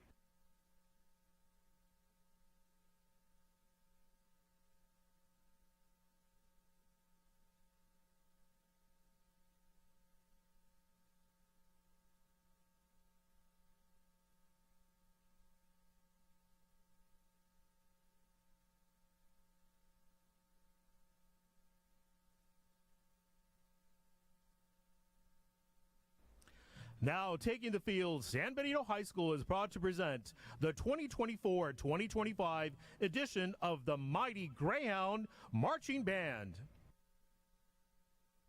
Tonight's performance will include a recognition and salute to our United States Armed Forces veterans from both San Benito and Harlingen communities. At this time, we kindly ask all those service men and women from both San Benito and Harlingen who have been proud veterans, please stand and be recognized and thanked for your dedication and commitment to serve our beautiful country. Let's give them a big round of applause, ladies and gentlemen.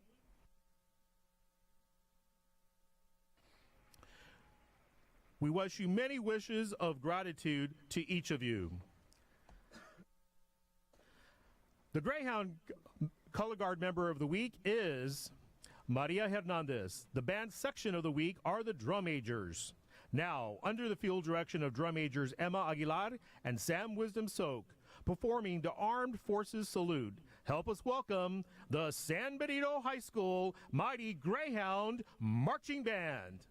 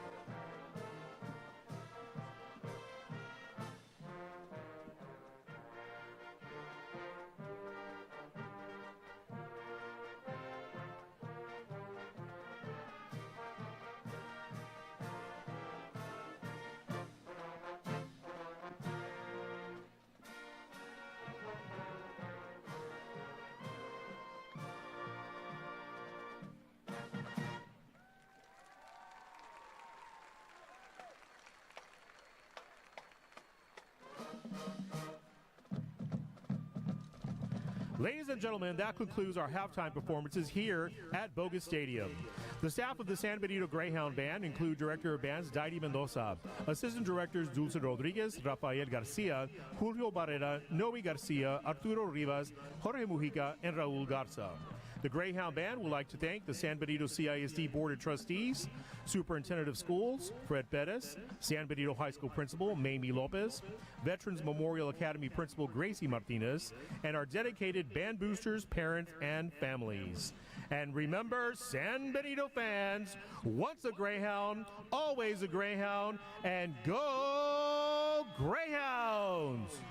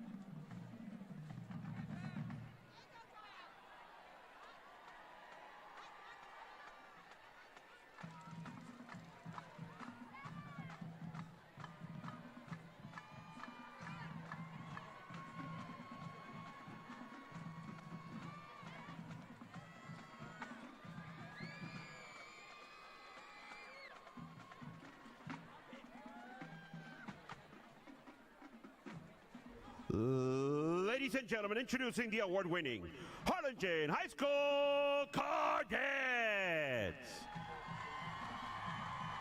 The Cardettes, under the direction of Ms. Carissa Salinas. The Cardettes would like to take a moment to send their gratitude to the Harlingen CISD School Board, HHS administration and faculty, our families and our friends. Thank you for your continuous support.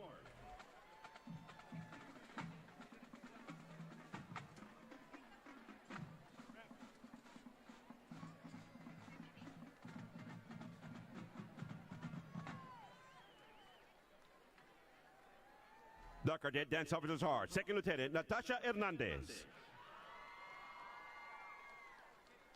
First Lieutenant Eva Benz,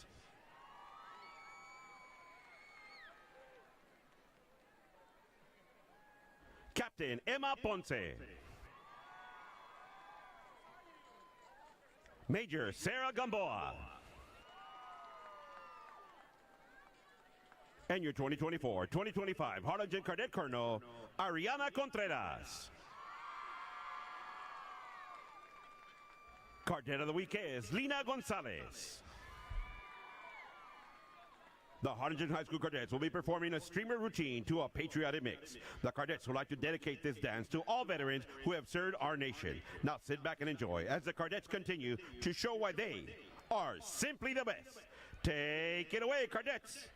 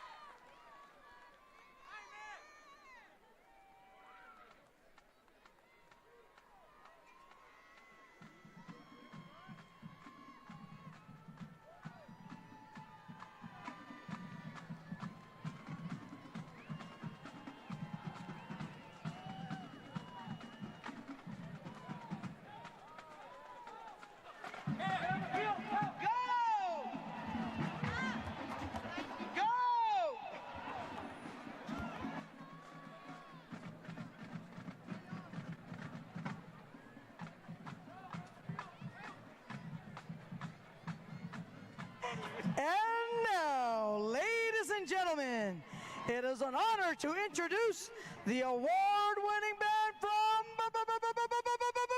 Birdland, the Harlingen High School Big Red Cardinal Band.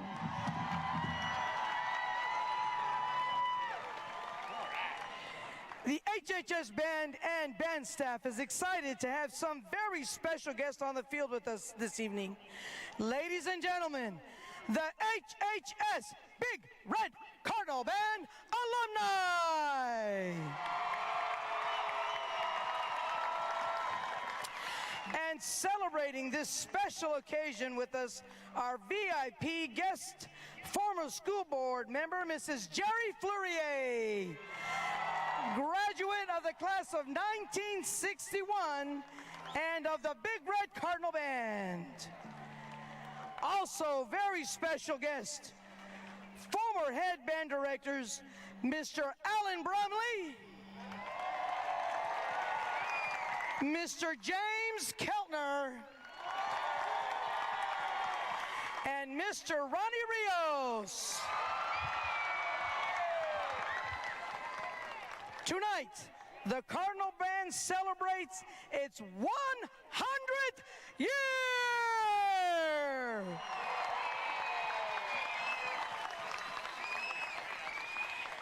We begin our celebration with the song we all know and love, made famous by Earth, Wind, and Fire, September.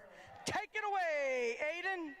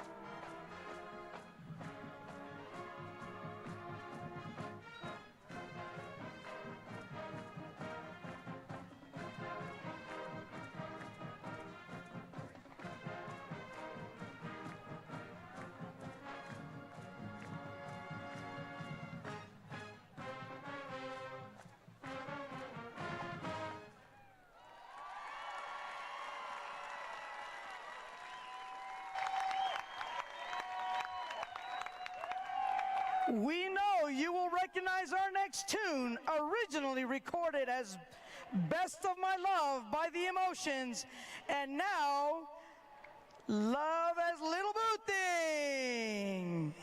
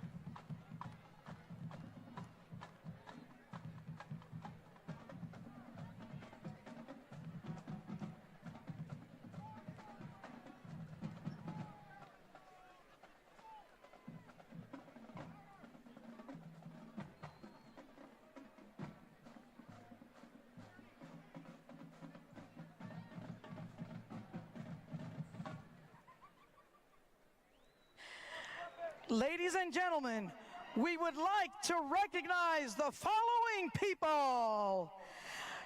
All former section leaders of the Big Red Cardinal Band, please step out and wave.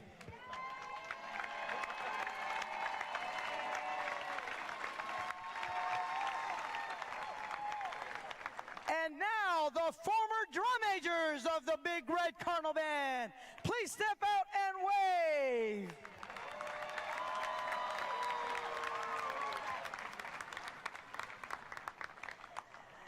And now the Texas All-State Musicians. If you can please step out and wave.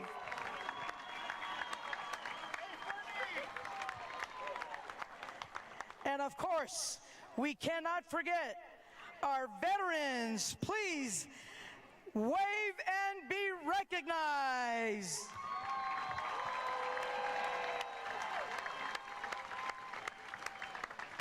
Thank you for your service. And now for our grand finale, a song we all know and love, no matter what decade.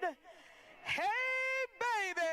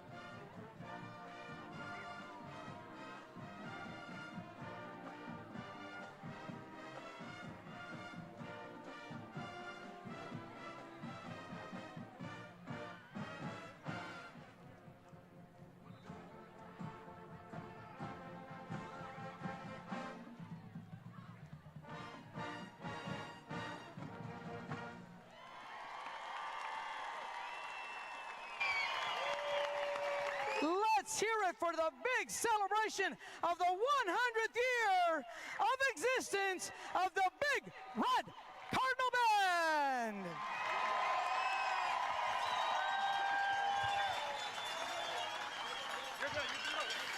Thank you for your support, and remember, Cardinal spirit never dies.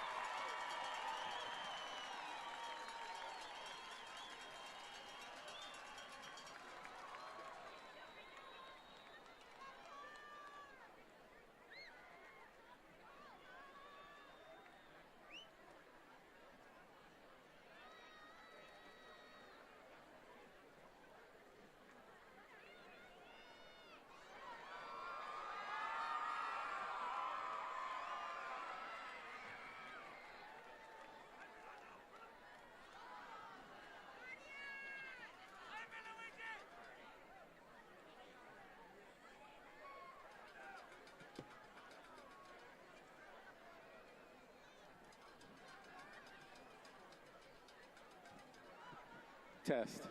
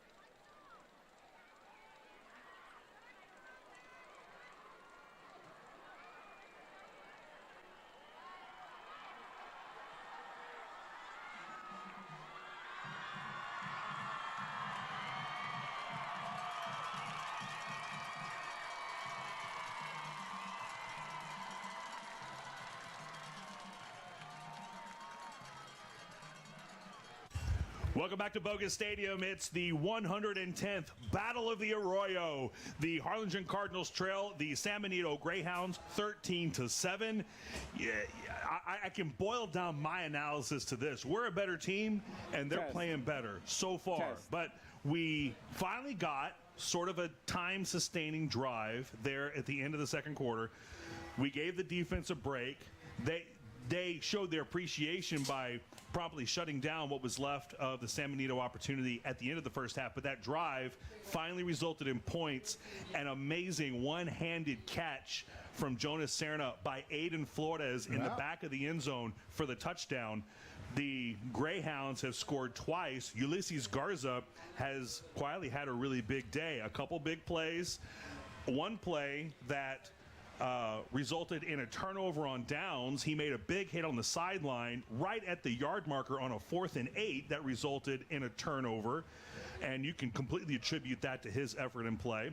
And he blocked an extra point on the Greyhounds' second touchdown. Joe thinks that's going to come back and haunt the Greyhounds. As it is, the kickoff is being returned down to the 45-yard line of Harlingen. It was a short kick. All of our kicks have been pretty short, and that one was brought up about 25 yards. And the Greyhounds are going to start with very good field position. Yeah, they sure are, Jim. And I think the defense is, you're not giving them much of a chance here, right? I mean, you're already starting at their 45. Thank you.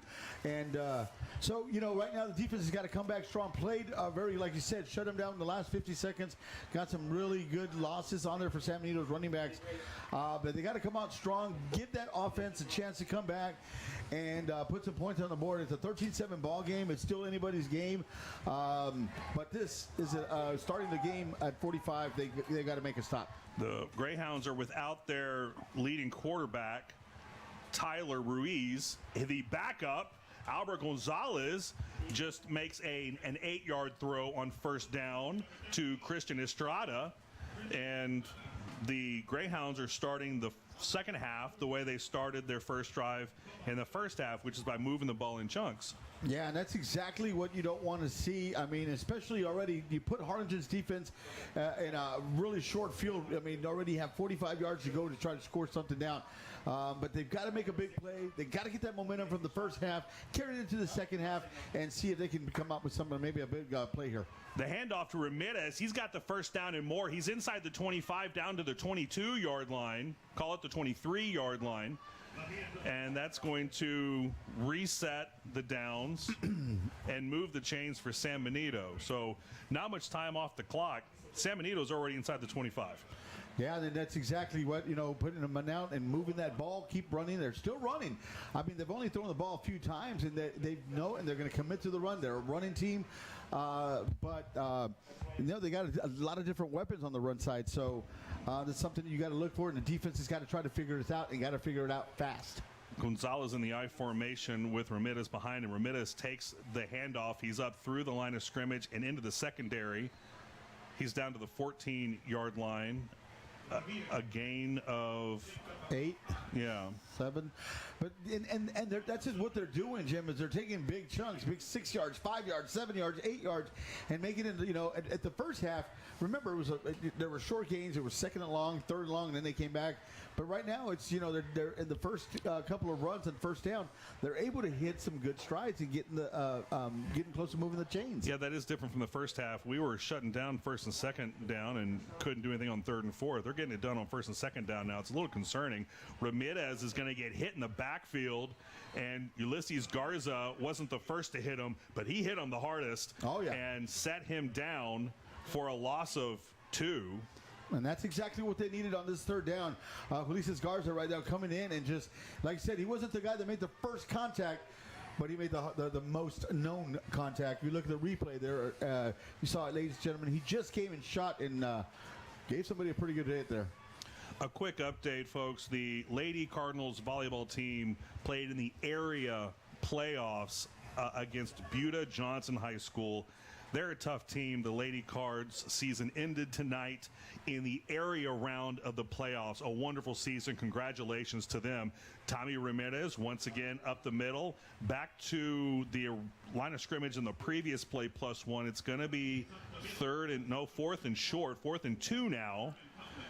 And let's see a field goal team coming out finally. That's what it looks like. They're at the 15-yard line.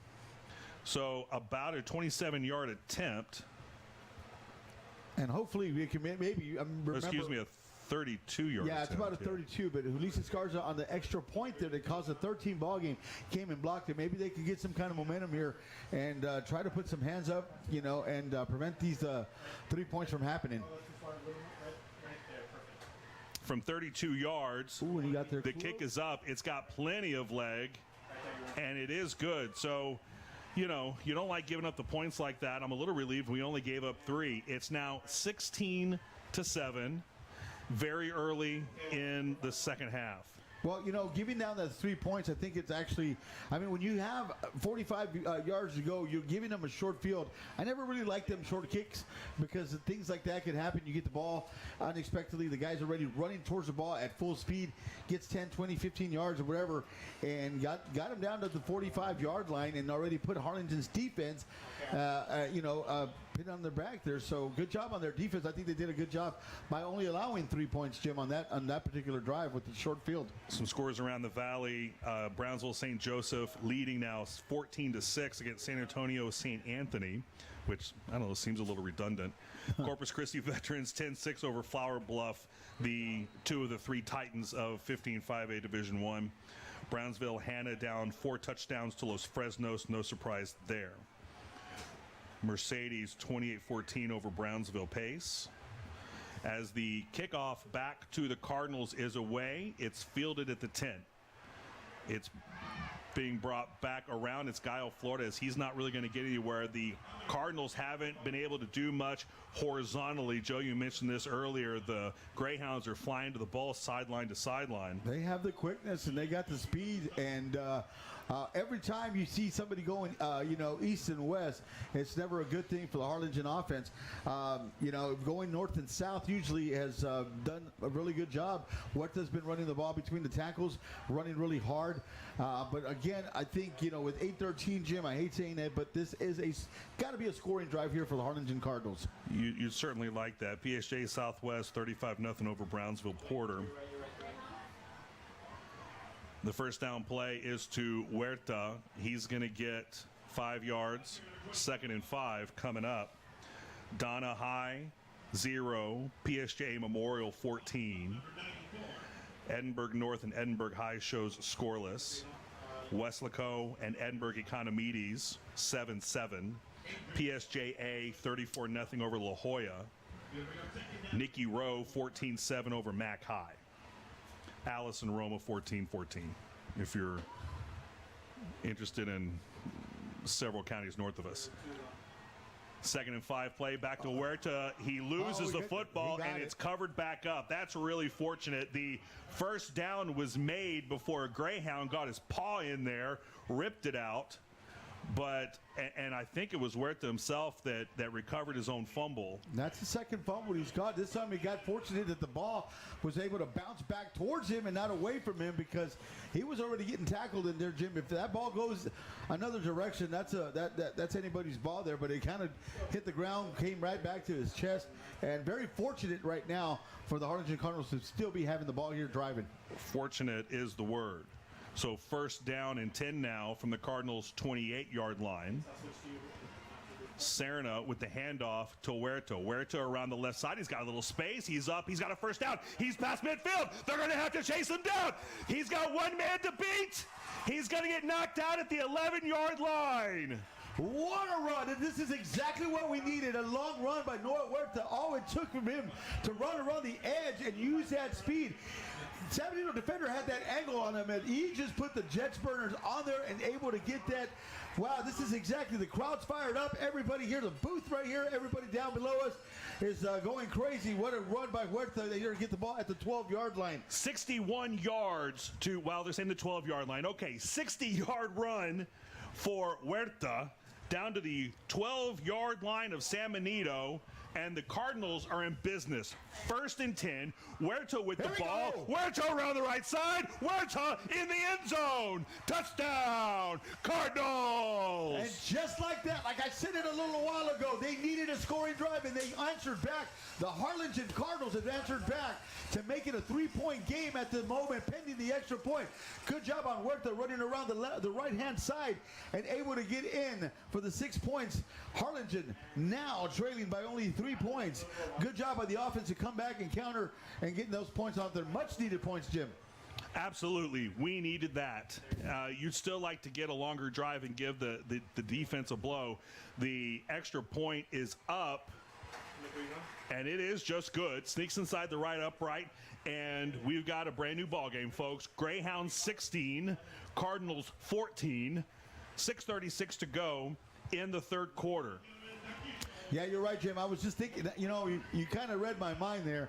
That was kind of a quick drive. Only took a few minutes off with that 60-yard run by Huerta and then carrying it in for the touchdown.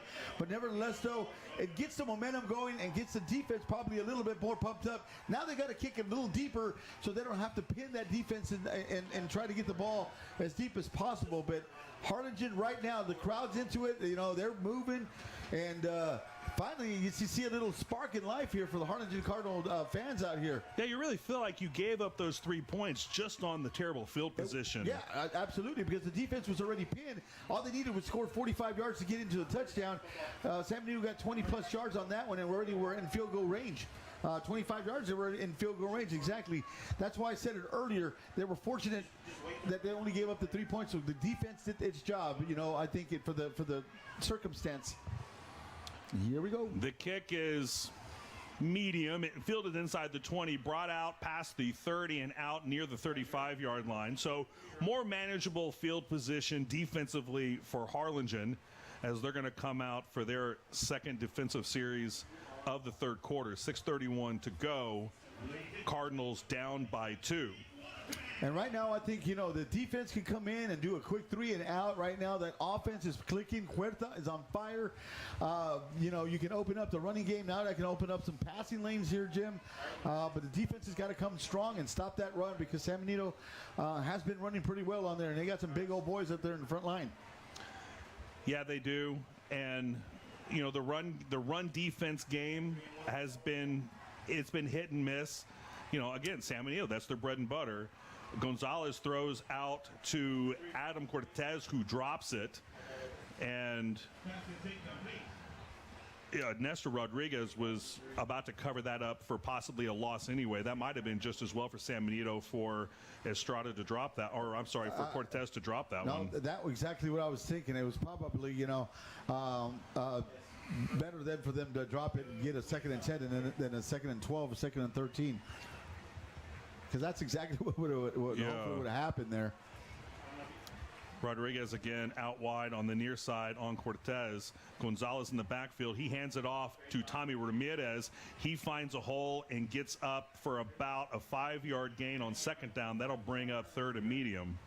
Yeah, it's going to be a crucial third down in my opinion. But yes, they're having the workhorse there, Tommy Ramirez there, who's been running the ball, doing really well. This one he went right up the middle, coming in from the right-hand side and getting a little bit of momentum and getting 5 yards here. And the Harlingen Cardinal defense is right now got to make a quick stop, possibly a turnover, and get this game, get the momentum back to Harlingen here.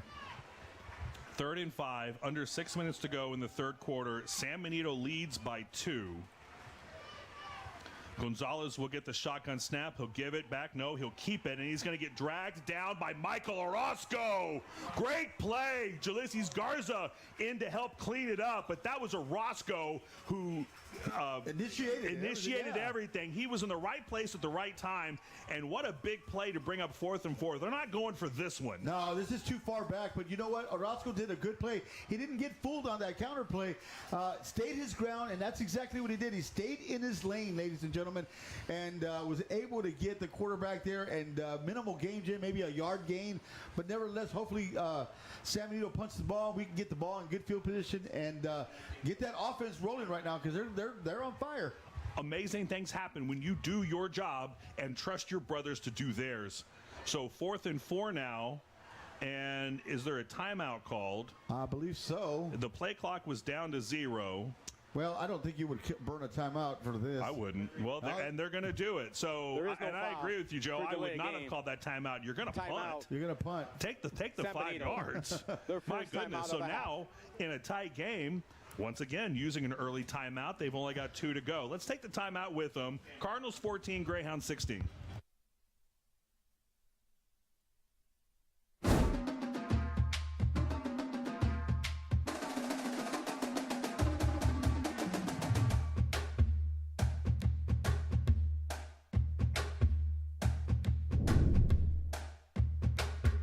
At South Texas Urgent Care Center, we treat you with compassion, with care, with a smile. For COVID, for strep, for flu, your injuries. We treat you like family.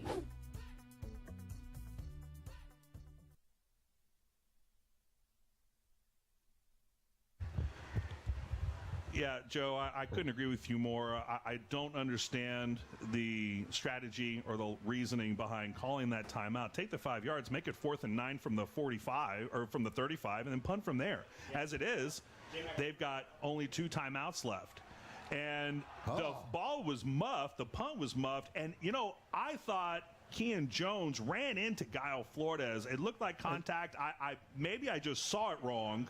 No, it was close, but he if you look at the replay here, Jim, he's just going back, and he's just running to the ball, loses sight of it. He looks down real quick, calls a fair catch, and boom. Okay, he just went right by him, and he was right by him. But, okay, so Jones did a good job of not initiating contact. The Cardinals are going to start at their 38-yard line, down 2, and this has the potential to be a pivotal drive in this game. There's under 5 minutes to go in the third quarter. San Benito's down to 2 timeouts, and they lead by 2. The handoff is to Huerta. He slips a little bit, and that gives the defense just enough time to cover that up. It's going to be a gain of 2, 2nd and 8. Yeah, he did slip a little bit, lost his footing on that one, but good thing he didn't slip behind the line of scrimmage. Able to get at least some positive yards, get that 2nd and 8 going, and Harlingen is going to continue to feed the beast until San Benito was able to stop that guy right now. Well, Huerta is very much like his counterpart across town in Alvin Edwards. How many times last night did Alvin Edwards look like he was going to get a loss 1, no gain, and turns into a gain of 4 or 5? The handoff is back to Huerta. Now he's got some room. He's up to the 46-yard line, and that's a gain of 6. And that brings up 3rd and 2, a long 2. Yeah, long 2, but this one, they're using Huerta a lot on that one. He runs right between the tackles, puts his head down, and grinds. He got hit about 2 yards before that, but able to move and put that shoulders down and gain an extra 2. But Jim, yes, it's a 32, a much manageable 3rd and 2 than 35, 37 that we've been used to seeing. And Huerta is going to have the first down. Yep. His forward progress, and they're marking it as such. He was pushed back a little bit, but he is about a yard by the line to game. Another Cardinals first down. And that's a good thing right now. Like we said, Jim, this is a very important drive. Whether they, put some points on the board would be great, but what they're doing is keeping the D a little rested, and they need that right now because Harlingen struggled in the first half, other than that last drive that they did, but they were struggling. Got a few first downs, and then everything halted after that. But here we go. What you'd like to see is a time-consuming drive here. First down from their own 49. Once again to Huerta. He's up to the line of scrimmage, and it's a gain of 4.5 or 5. Yeah. There's a helmet. I don't know if it's Huerta now, but he took a good hit. No, it wasn't his. That's number 79 there. Yeah, he got hit. I mean, he was hitting on there. That's well, we don't really have a 78 if it's Aiden Munoz. Sorry about that. Not 79. Yes. Aiden Munoz, yeah, he's a starting center. Oscar Elizondo, the backup. Munoz was out for a few games in the middle of the season, and that really stretched the offensive line a little bit. Of course, Oscar Elizondo, also a senior there at center, really stepped in admirably and has spent a lot of time with the first unit. Serna drops the snap, and I couldn't tell if he wasn't ready for it. It looked like it was a poorly directioned snap. But that's going to be both.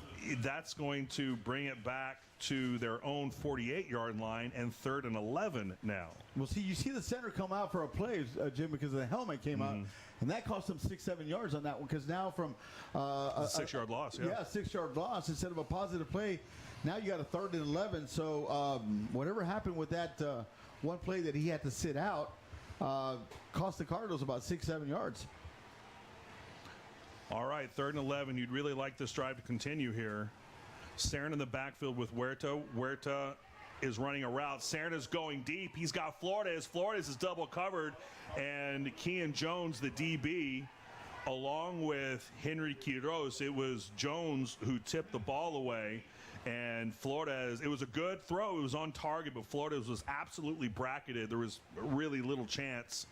That was good coverage. It was great coverage. So 4th and 11 now, and that bad snap really just was a stick in the spoke of your wheel on that drive. It was, and Serna, I don't think, like you said, expected or went too much on one side, but nevertheless, the Cardinals are punting here, and the snap is over his head. It's on the ground inside the 20, and he's getting taken down at the 15-yard line. Derek Aguilar had no chance on that snap. It was well over his head. And, that's how fast things can change here. From two bad snaps, Jim, caused this chaotic game for the Harlingen offense, who was moving the ball, having a decent drive, and a bad snap to Serna, and now a bad snap on the punt. San Benito over here at the 16-yard line and ready to punch some more points in there. Goodness. And that's a tough way to give San Benito really excellent field position. So a minute 42 to go in the third quarter. San Benito with by far their best field position of the game. Tommy Ramirez is going to try to get up the middle. He's going to get 1.5 yards and nothing more.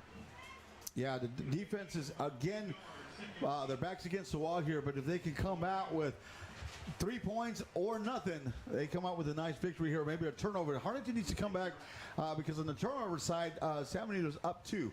And so, they got to come out and do something and at least get it down to +1 on there. So, but they're playing well at just their backs against the wall here in the last couple of drives. You'd really like for them to, once again, hold them to a field goal try if you can. Under a minute to go. This has been a fast third quarter. Gonzalez has it. He's going to pitch to Ramirez. He's out on the right side, but good pursuit. Michael Orozco in there. Sal Cerda in on the action. That was a good pursuit. If you look at the replay, because he looked like he had a lot of grass on the right-hand side. And then you see number 7 there coming in on that inside blitz. And as he took it in there, as he did the late pitch, and he gave him a good little whack as well, too. But it looked like he had a lot. But he just came out of the gap, shot him down for about 3-yard gain, and now making it a 3rd and 5, Jim. So good job on the defense there, because it looked like he was going to score at least get the first down and possibly a little more. Big play here. The Cardinals really need a stop. Gonzalez with a shotgun snap. Gives to Ramirez. He's right up the middle. He's going to be short. He's going to be short by 1 yard, it looks like. Well, and that's going to bring up 4th and 1. Now, San Benito has a decision to make. I think they're going to put this. They're bringing in the field goal unit, but you never know. This is close. I thought it was going to be closer than 1. Well, and we're at the end of the quarter too, so we're going to let him talk about it. We're going to take it down to our sideline reporter, Cassie. It's Cassie, and tonight I'm here with your Lady Card softball team. For the past 2 years, you guys have been back-to-back district champs. Tell us, how has teamwork impacted your success this season? Teamwork basically brings us together as a team, and it makes us stronger as both players and a team. It allows us to be confident in each other, that we have each other's back, and that we're there for each other. Well, that's awesome, girls. We wish you guys the best of luck this season. Let's give it up for the Lady Guard softball team. Back to you, Jay.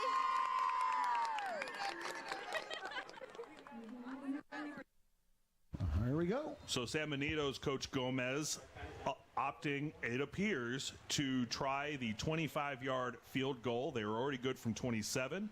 That kick is up. Whoa, it might be a little... It's just inside the left upright. Yeah. It had plenty of distance. And so that's going to take the score to 19-14. And my goodness, Harlingen came out. We are so fortunate after that drive gets scuttled and stalled by a couple bad snaps. You give San Benito the ball at the 16-yard line, and you get out of there with just 3 points. And so that's the second time that's happened. You started them off at the beginning of the third quarter at your 45-yard line and give up only 3. So, when you look at it, you give them the ball at your 45 and then your 16, and they come away with 2 field goals. Let's just make them start on their own end of the field, and I think we're going to have a better try. I think what you're seeing is the defense playing an unbelievably gritty game. They are. They really bailed them out twice in here. First on special teams with a bad kick or the short kick or whatever you want to call it, and then with a bad snap on the punt. Jim, I was telling you here in the break, that was about a 70-yard turnaround, going back one way, going back to the other way. At least 65 to 70 yards. It could have been possibly at the 10 all the way to the 16-yard line, but nevertheless, Harlingen's defense bailed them out here with only 6 points in those 2 crucial drives there for San Benito. So San Benito will kick off. It's going to get fair caught at the 19 by David Ramos, and the Cardinals will start it there with 11:55 to go in the fourth quarter. What a game this has been, Joe. It's the 110th annual Battle of the Arroyo, the 112th meeting all time. You've got those 110 regular season matchups, and then by district matchups in 2009 and 2010, both won by the Harlingen Cardinals. The Greyhounds won it last year after the Cardinals taking 4 in a row. So the Cardinals looking to take it back tonight, make it 5 out of the last 6, and extend what has been a century plus of domination. The pass out to David Ramos, he slips a little bit. They're trying to strip the ball out, and it looks like they may have. They were holding him up to try to strip the ball. He did not get down. The ref says the fumble is out before he's down. The ruling on the field is a fumble recovered by the defense. Yeah, those first down, plays have really San never done Benito. anything well for Harlingen. It either causes lost plays or, trying to do something out of nothing, and then the balls come out, and here we go. Now they're putting the defense here at the 24-yard line. Again, Jim, the defense is on the backs against the wall again. So their first 3 possessions of the second half have started at the Harlingen 45, the Harlingen 16, and now the Harlingen 24-yard line. How many times can the Cardinals defense bail out their offense? Ramirez has the ball, and he is hit head on. Is that 54 Anthony De Leon? I think so. Yeah, that was a good hit, and able to get cause him at a minimum. It looked like it was going to be a no-gainer, but good job on the running back there. Excuse me, that was Joel Chavarin, number 42. That was, 42. But nevertheless, now we got a second and about 7, 8. It's going to be 2nd and 8. It was a gain of 2. And so they'll break the huddle. Gonzalez in the shotgun and the I formation with Ramirez behind him. 11 minutes to go in the game. The fake to Ramirez, and he's got a man. It's caught, and he breaks a tackle and gets a first down. He's going to be down to the 11-yard line. That was Christian Estrada for the Greyhounds. And San Benito's moving the ball. It's 1st and 10 at the Harlingen 11-yard line. And you know what, Jim? They've got to keep it down to 3 points to still make it a one-possession game. They get the 3 points again down to 22. And Harlingen needs to come back and score. Of course, I'm talking 10 minutes away here, but this is a crucial play. And if Harlingen's defense can just hold them for 3, Harlingen still has it only down 1 possession. 1st and 10 from the 11. The give to Ramirez, and he's down to the 9-yard line. A gain of 2. Clock rolling down to about 10 minutes. San Benito leads by 5. A touchdown will make it a 2-score game. A field goal keeps it a 1-score game. Yep, and that's exactly what this defense needs to do right now. I mean, you're asking a lot of the defense right now, being the way they've been pinned in the second half with the special teams bad kick, the muffed center, to the punt, and now a fumble. 2nd and 8. The give to Tommy Ramirez, and he is brought down after a short gain. Yeah, this is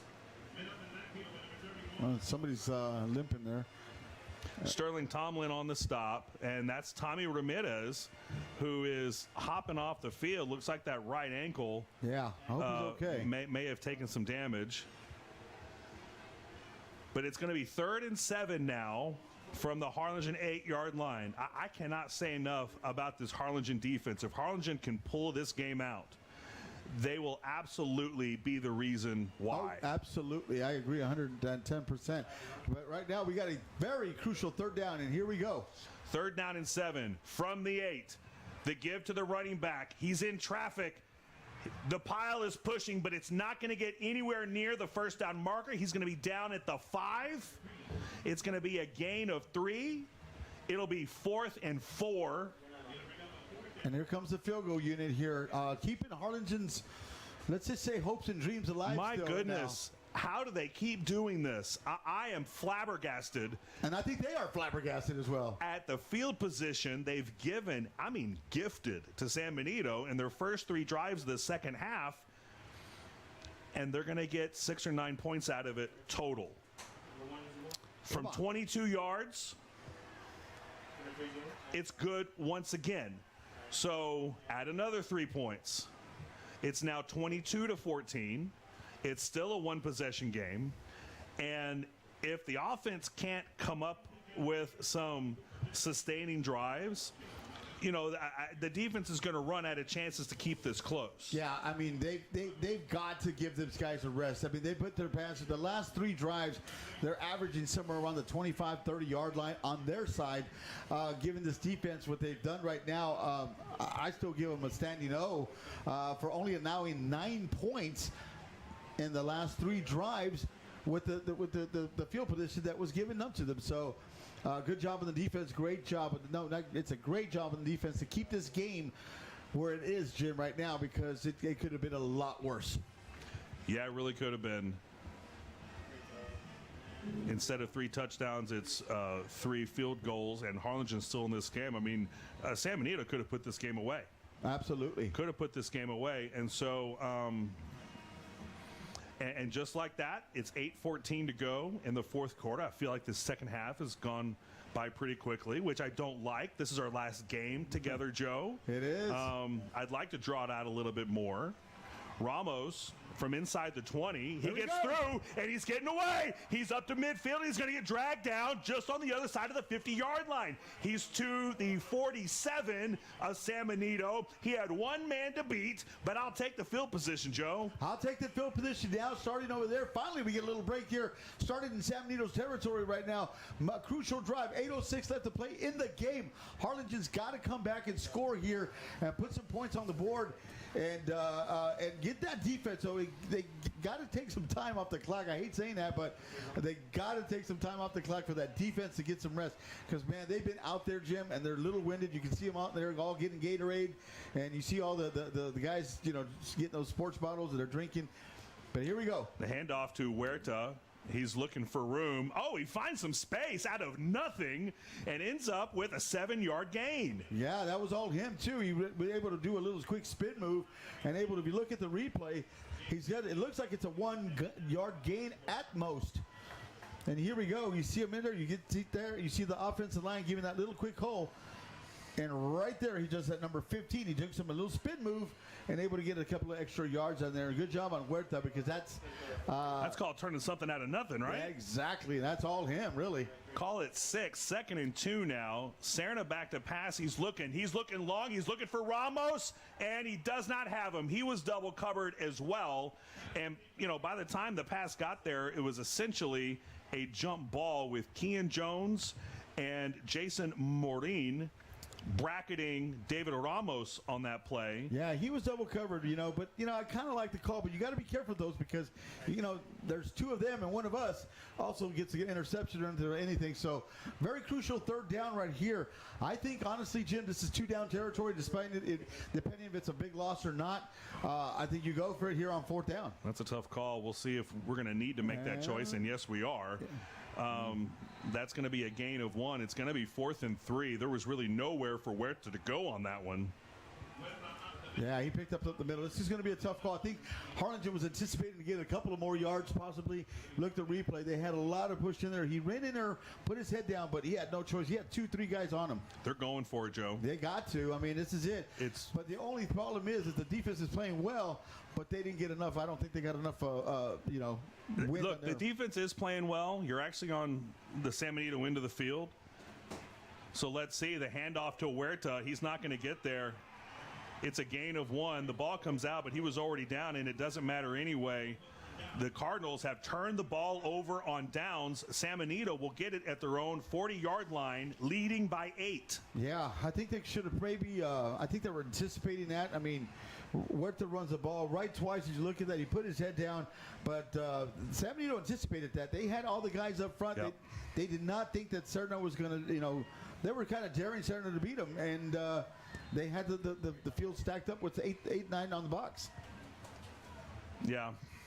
And you know, you wonder if, you know, Serna is still working on his timing a little bit coming back, and maybe that's why we've seen sort of a lack in sort of timing routes, precision pass plays. That's Carter Green, who's whipped down after a gain of 2 or 3. Yeah. Right around the left-hand side, he meant first guy to make contact with Sterling Tomlin there, and then the rest of the guys came in there and made a small gain on that particular play. But Jim, the defense, you know, they've been playing hard. They've been playing smash mouth here in the second half, especially, and hope that they can. Yeah, and I apologize talking over you. You know, say what you want about the play call. I actually like the decision to go for it. I do too. Manny trusts his defense. They've been playing well. You're giving them decent field position. Pass out to the left. It's caught, and the receiver's brought down about 2.5 yards shy of the first down marker. So we're going to be 3rd down now and 2. And I don't know, you know, we got to 3rd down and 8 so many times in the first half, and we never shut it down. Maybe we're doing better at 3rd and 2. Well, let's hope so, because this is a crucial stop. Time's ticking here. We got about 5.5 minutes left to play. You don't want San Benito to get a couple of first downs here, and they're going to burn a lot of time off. And a couple of first downs there, you also giving them a chance to get in the field goal range, and that the game will be out of hand. They got to keep it within the 8 points. 3rd and 2. There you go. Oh, he's knocked down. He is absolutely destroyed in the backfield by Joel Chavarin. And what a great time to bust through the line and lay the wood on the man. Oh, that's exactly what they needed. I mean, if you look at that, he just shot in there, shot on that gap, and boom! He hit him, and that's exactly what Harlingen needed, and getting the ball. But this got to be, look, you cannot give San Benito any more chances. You cannot put this defense out there anymore. Offense has got to step up, and they've got to put points on the board. There's only 4:47, Jim. They've got to make it happen, and make it happen now. Chavarin is challenging Ulysses Garza for Defensive Player of the Game. That is not going to be a first down. Instead, it's going to force a punt. Oh, here comes Tomlin. He almost got to that. Gallo Flores is going to fair catch it at the 29-yard line. So here we go. 4:31 to go. You got all 3 of your timeouts. You're still down 8. And, I mean, what do you say about this Cardinals defense? My goodness. Man, I mean, MVP to everybody on that one if I was me, because they've been put in a very bad spot. 3 consecutive drives, 45, 24, and 23. So they've been, and then I'm talking about in San Benito, deep in their San Benito's territory in all 3 years. Maybe it came up with 9 points, 3 field goals out of that. You can't ask for anything better than that, Jim. You can't. I'm pumped up after that play. Here we go. 1st and 10 from the 29-yard line. The give is to Huerta. He's going to get a yard and a half. And, I hope there's some variation in the play calling. I hope we're setting up the pass. That's 3 plays in a row where we've just kind of, dove right up the middle. It's going to be 2nd and 9. Yeah, and the thing is that if you look at the San Benito defense, they're stacked up. They got 4 defensive linemen. The linebackers are playing in. When it comes down, I know Harlingen's spreading the ball with the trips down. And see if this happens. They hand off right back to Huerta. He's getting a little bit more now, up to the 40 or 41-yard line. So you're going to have 3rd and a long 3, short 4. Yeah, and I think if they're going to continue to run with Huerta, have them run around the outside. Right now they're in the top hash, try to come down to the left-hand side. Let them use that speed. Even if he only gets 3 or 4 yards, it's going to get him that first down. Because San Benito's expecting to get a heavy load. I mean, the way they're boxed up right here, they're expecting a load of 22. Here we go. It's right back to 22. He's around the left side. He's got the first down. He's going to get the ball up to the 45-yard line. And moving the chains. Yeah, it's a 9-yard gain. The chains will move. And let's take a couple more breaths. This is getting a little intense here, Jim. It's getting a little intense. Well, and here's the thing. At this point, if they score, they're going to have to go for 2 just to tie the ball game. We're under 3 minutes to go. Oh, that's a must. Yeah, and especially right now because we're under 3 minutes here. There's not going to be another time. This is the drive. So maybe we'll get an extension of our season. Maybe we can get to overtime. Serna out to the right side. He's got Florida's floor. Oh, no, they're calling it. The knee. Oh, his knee was down. Okay. Well, shoot, because he was about to get quite a few more yards. That's going to end up being a loss of 1.5. Yeah, those screenplays are really infamous for negative plays there. Yeah. And they did it again. And this time, he did have a little bit of space up front, though. But unfortunately here, his knee was down. To me, it looked close, but referee of course, had a better angle on that one, and it was right there. He was able to see it. 2nd and 12 now. You need to get that yardage back and more to try to stay on schedule. 2:03 and counting to go in the ball game. Serna drops back. It's a screen pass to Montejano, and he's going to get it up to the 48, 49-yard line, call it. So that's going to be a gain of 6. So you cut the yardage in half now for a 3rd and 6. And you got 2 downs. With the clock running under 1:40. I think we call a timeout right now and try to regroup here. Well, trying to get the right play. That's what I'm trying to say here. The play's been called. The play clock coming down to 5th, and now we're going to call a timeout. So timeout. Okay. Let's take it with them. There's 1:28 to go. The Cardinals need to score.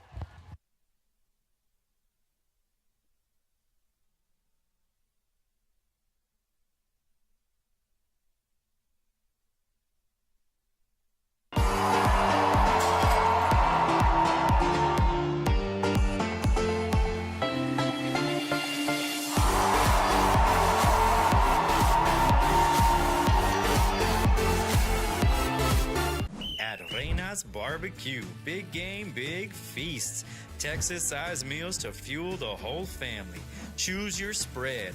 Meats, wings, sides, and more. Order now for takeout or delivery. There's a minute 28 to go in regulation. The Cardinals are down by 8 points. They've got the ball at their own 49-yard line. They have 2 timeouts now remaining. It's 3rd down and 6. This is the biggest play of the game so far. Serna is in the shotgun. Huerta next to him. 3 receivers left, 1 right. Serna drops back to pass. He's got Matt. Nope. He's going to bring it down. Now he's going to throw, and he's got Sam Montejano. It's going to be a first down, but the ball is on the carpet. He dropped the football. It belongs to San Benito. And San Benito's going to win this game. I almost cursed on the air, Joe. I almost wanted to.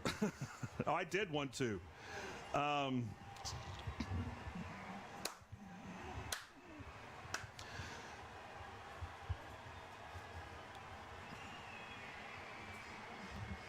didn't see how the ball came out. Here's the replay, Joe. It looks like it was okay. You look at it, boom. We just got a hit hat on ball. That's how it came out. Montejano made a great catch. He turned. He had the ball secured. And Luke Gonzalez for San Benito put his hat on the ball.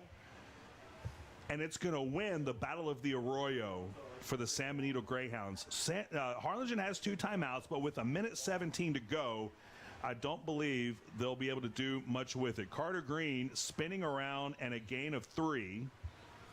Timeout, Harlingen. They have 1 remaining with a minute 12. Now, Harlingen, Joe, help me do some math their second timeout of the half. Right, so when we come back for 2nd down, it's going to be a minute 12. Let's say it's a 5-second play. Now you're looking at a minute 7 minus 40 seconds is 27 seconds. On 3rd down, you have a couple of chances for some deep plays, and that's about it. You have 2, maybe 3 downs maximum, and all you're going to really do is take some shots downfield. And, you know, pretty much they're going to be playing prevent. But that's really the only outcome you can do. If you look at the math, you're absolutely right. Yeah. This is our last broadcast with the HCISD media team for the Hawks and Cardinals football seasons. It's been such an honor to have been able to bring you Hawks and Cardinals football. We understand how important and special that is to the community. It's important and special to us.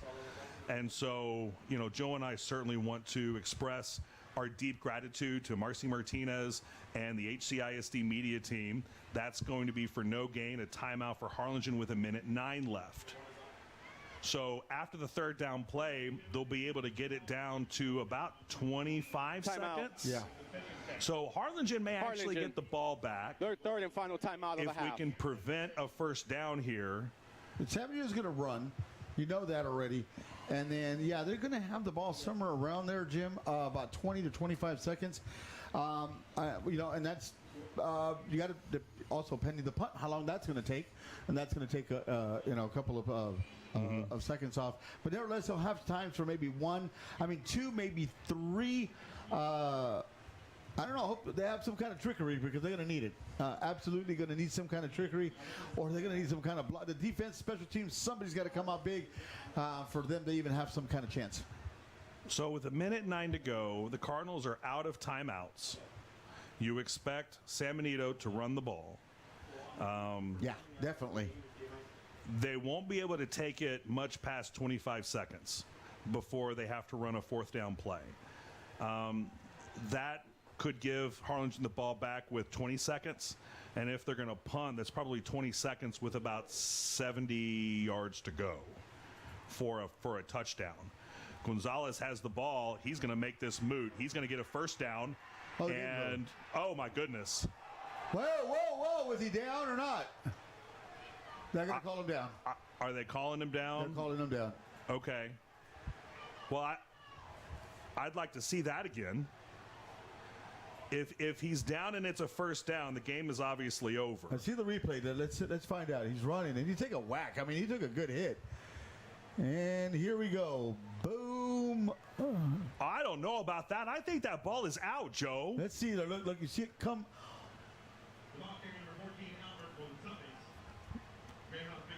Okay. I think he's down, Joe. Yeah, he's down. I think the elbow comes down. I think he's still got it secure. It may have been coming out, but there's no way to tell. Yeah, it's hard to tell in that one, especially when there was a Cardinal defender there. So this HCISD media team is not Jim and Joe.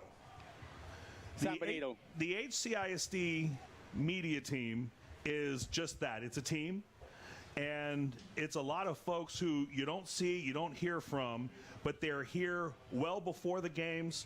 They stay after the games. They're here during the week. They work so hard to bring you what I think is edging on a world-class production here when you're talking about the broadcast of high school football in the state of Texas. And they deserve to be recognized. Jose Rentas, Eric Quezada, Alec Rodriguez, Matthew Montalvo, Ian Juarez, Julia Guerrero, Alyssa Ramirez, Roland Anzaldua, Juan Rodriguez, Ashley Rodriguez, Ashley Rodriguez, Alma Villarreal, Juan Macias, J-Mac. We talked about Marcy Martinez and the technical director, the man who is calling all the shots. He's got literally 2 sets of headphones on right now. Oh, man. He's got 2 sets of headphones on right now. He's got 4 screens, a couple control boards, and with grace and confidence and good spirits and everything else, directs this team and puts on an amazing show. That's Ramsey Berlanga. And we appreciate that. We appreciate everything, you guys, man. It was an honor to work with you guys this year, and I look forward to, Jim and I look forward to doing it again. I hate saying this, but I guess you're going to have to wait another year to do this again, to win this beautiful game here. But nevertheless, so, man, it was an awesome year with this production crew. Jim, you called all the names out. Guys, I just want to say thank you for everything. You made our jobs a lot easier. And Joe, you've been a hell of a partner. You know, we went from the 3-team scrimmage where we kept calling Wesco East. We got better. Who we call? Was it Mission? We called Mission Westlaco, and we've come a long way. And you know, Ramsey and Marcy and the rest of this team, J-Mac and all the rest, they really make us look good. So the season is not over. It's over for me and Joe because we're only doing the home games. And the Hawks and Cards are going to keep playing. They're going to be on the road. So instead of coming to Bogus to call it, I'm going to far into Edinburgh, and I hope you'll join us. Well, maybe, you know, how San Benito did their broadcasting. Maybe we could get permission to do a broadcast over there. I mean, hey, I'm down for that. Marcy, if you're listening, let's get on the phone. Let's broadcast this thing. I mean, we let San Benito do the Battle Royal, and absolutely. So I mean, not you know. Well, they're San Benito. They're our little brothers. They're little brothers. But I'm saying maybe PSJ would allow us to do the playoff game there. We'll wait and see. Marcy, if you can listen, please make it happen. There you go. We'd love to bring you the action. Guys. But either way, the San Benito Greyhounds are the winners of the 112th Battle of the Arroyo. The final score, 22-14. Noah Huerta gets over 1,000 yards rushing after Dylan and Naya did it last week and last night, and Alvin Edwards did it last week. So Harlingen CISD is the place that champions choose. Next Thursday, the Harlingen Cardinals are in the bi-district playoff against PSJA. That'll be in FAR at 7 o'clock on Thursday. On Friday, the Southhawks in the bi-district round are at Edinburgh Vela, a 7:30 start as far as we know. So that's going to do it for Jim and Joe and the HCISD media team. We've said it before. We cannot overstate how special it has been to bring this to you. Thank you for listening all season. We look forward to talking with you again next year. And Joe, I guess that's it. Congratulations to the Greyhounds. We'll see you next year. And we'll see all of y'all in FAR on Thursday and in Edinburgh on Friday. Thank you, Harlingen. God bless you. We love you. Go Hards. Go Cards. And I just messed that up. That's okay. Take us out, Joe. Say it right. All right, here. Good. You know what? So next week, guys, let's get the victories here. The Harlingen Cardinals, Harlingen South Hawks. Ladies and gentlemen, go support these teams. Like Jim said all year, it's a community thing. You know, if the South Hawk fans can go and support the Harlingen Cardinals on Thursday, and then the Harlingen Cardinal fans can go support the Harlingen South on Friday, man, let's just make it one united city and support these guys out there. They bust every single Friday, Thursday, whenever you want to do it. So, man, you know, guys out there, man, try to make it to both teams. Whether you're a Cardinal fan, whether you're a South fan, let's just support Harlingen next week, and let's see if we can get some victories there. What Joe said. Good night, folks.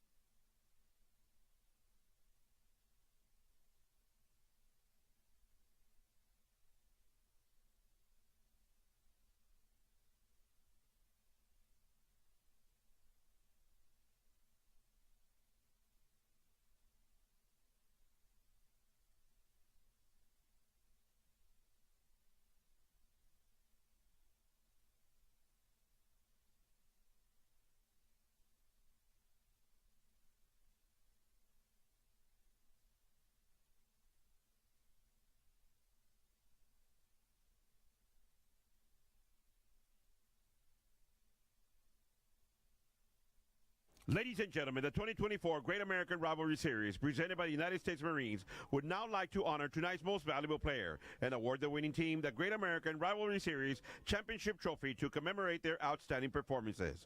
First, we'd like to recognize the MVP. As part of the series, ballots were distributed to members of the media in attendance for the selection of the game MVP. The votes have been tallied, and the winner is Tommy Ramirez from San Benito High School. Congratulations, Tommy.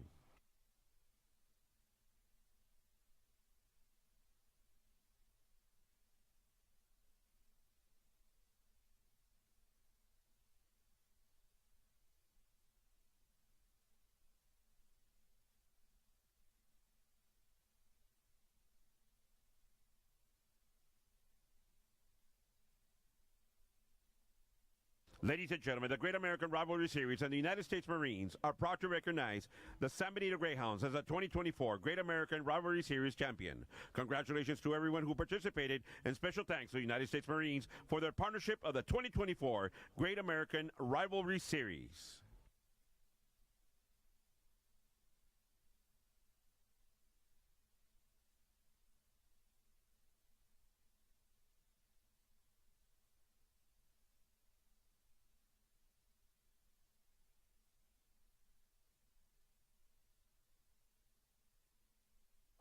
Ladies and gentlemen, may I direct your attention to the center of the field for the presentation of the Battle of the Arroyo Sportsmanship Trophy. Before we proceed with the awarding of the trophy, we'd like to take this opportunity to thank all the players from both teams, their parents and family members, as well as fans for their support. A big round of applause for both teams, ladies and gentlemen.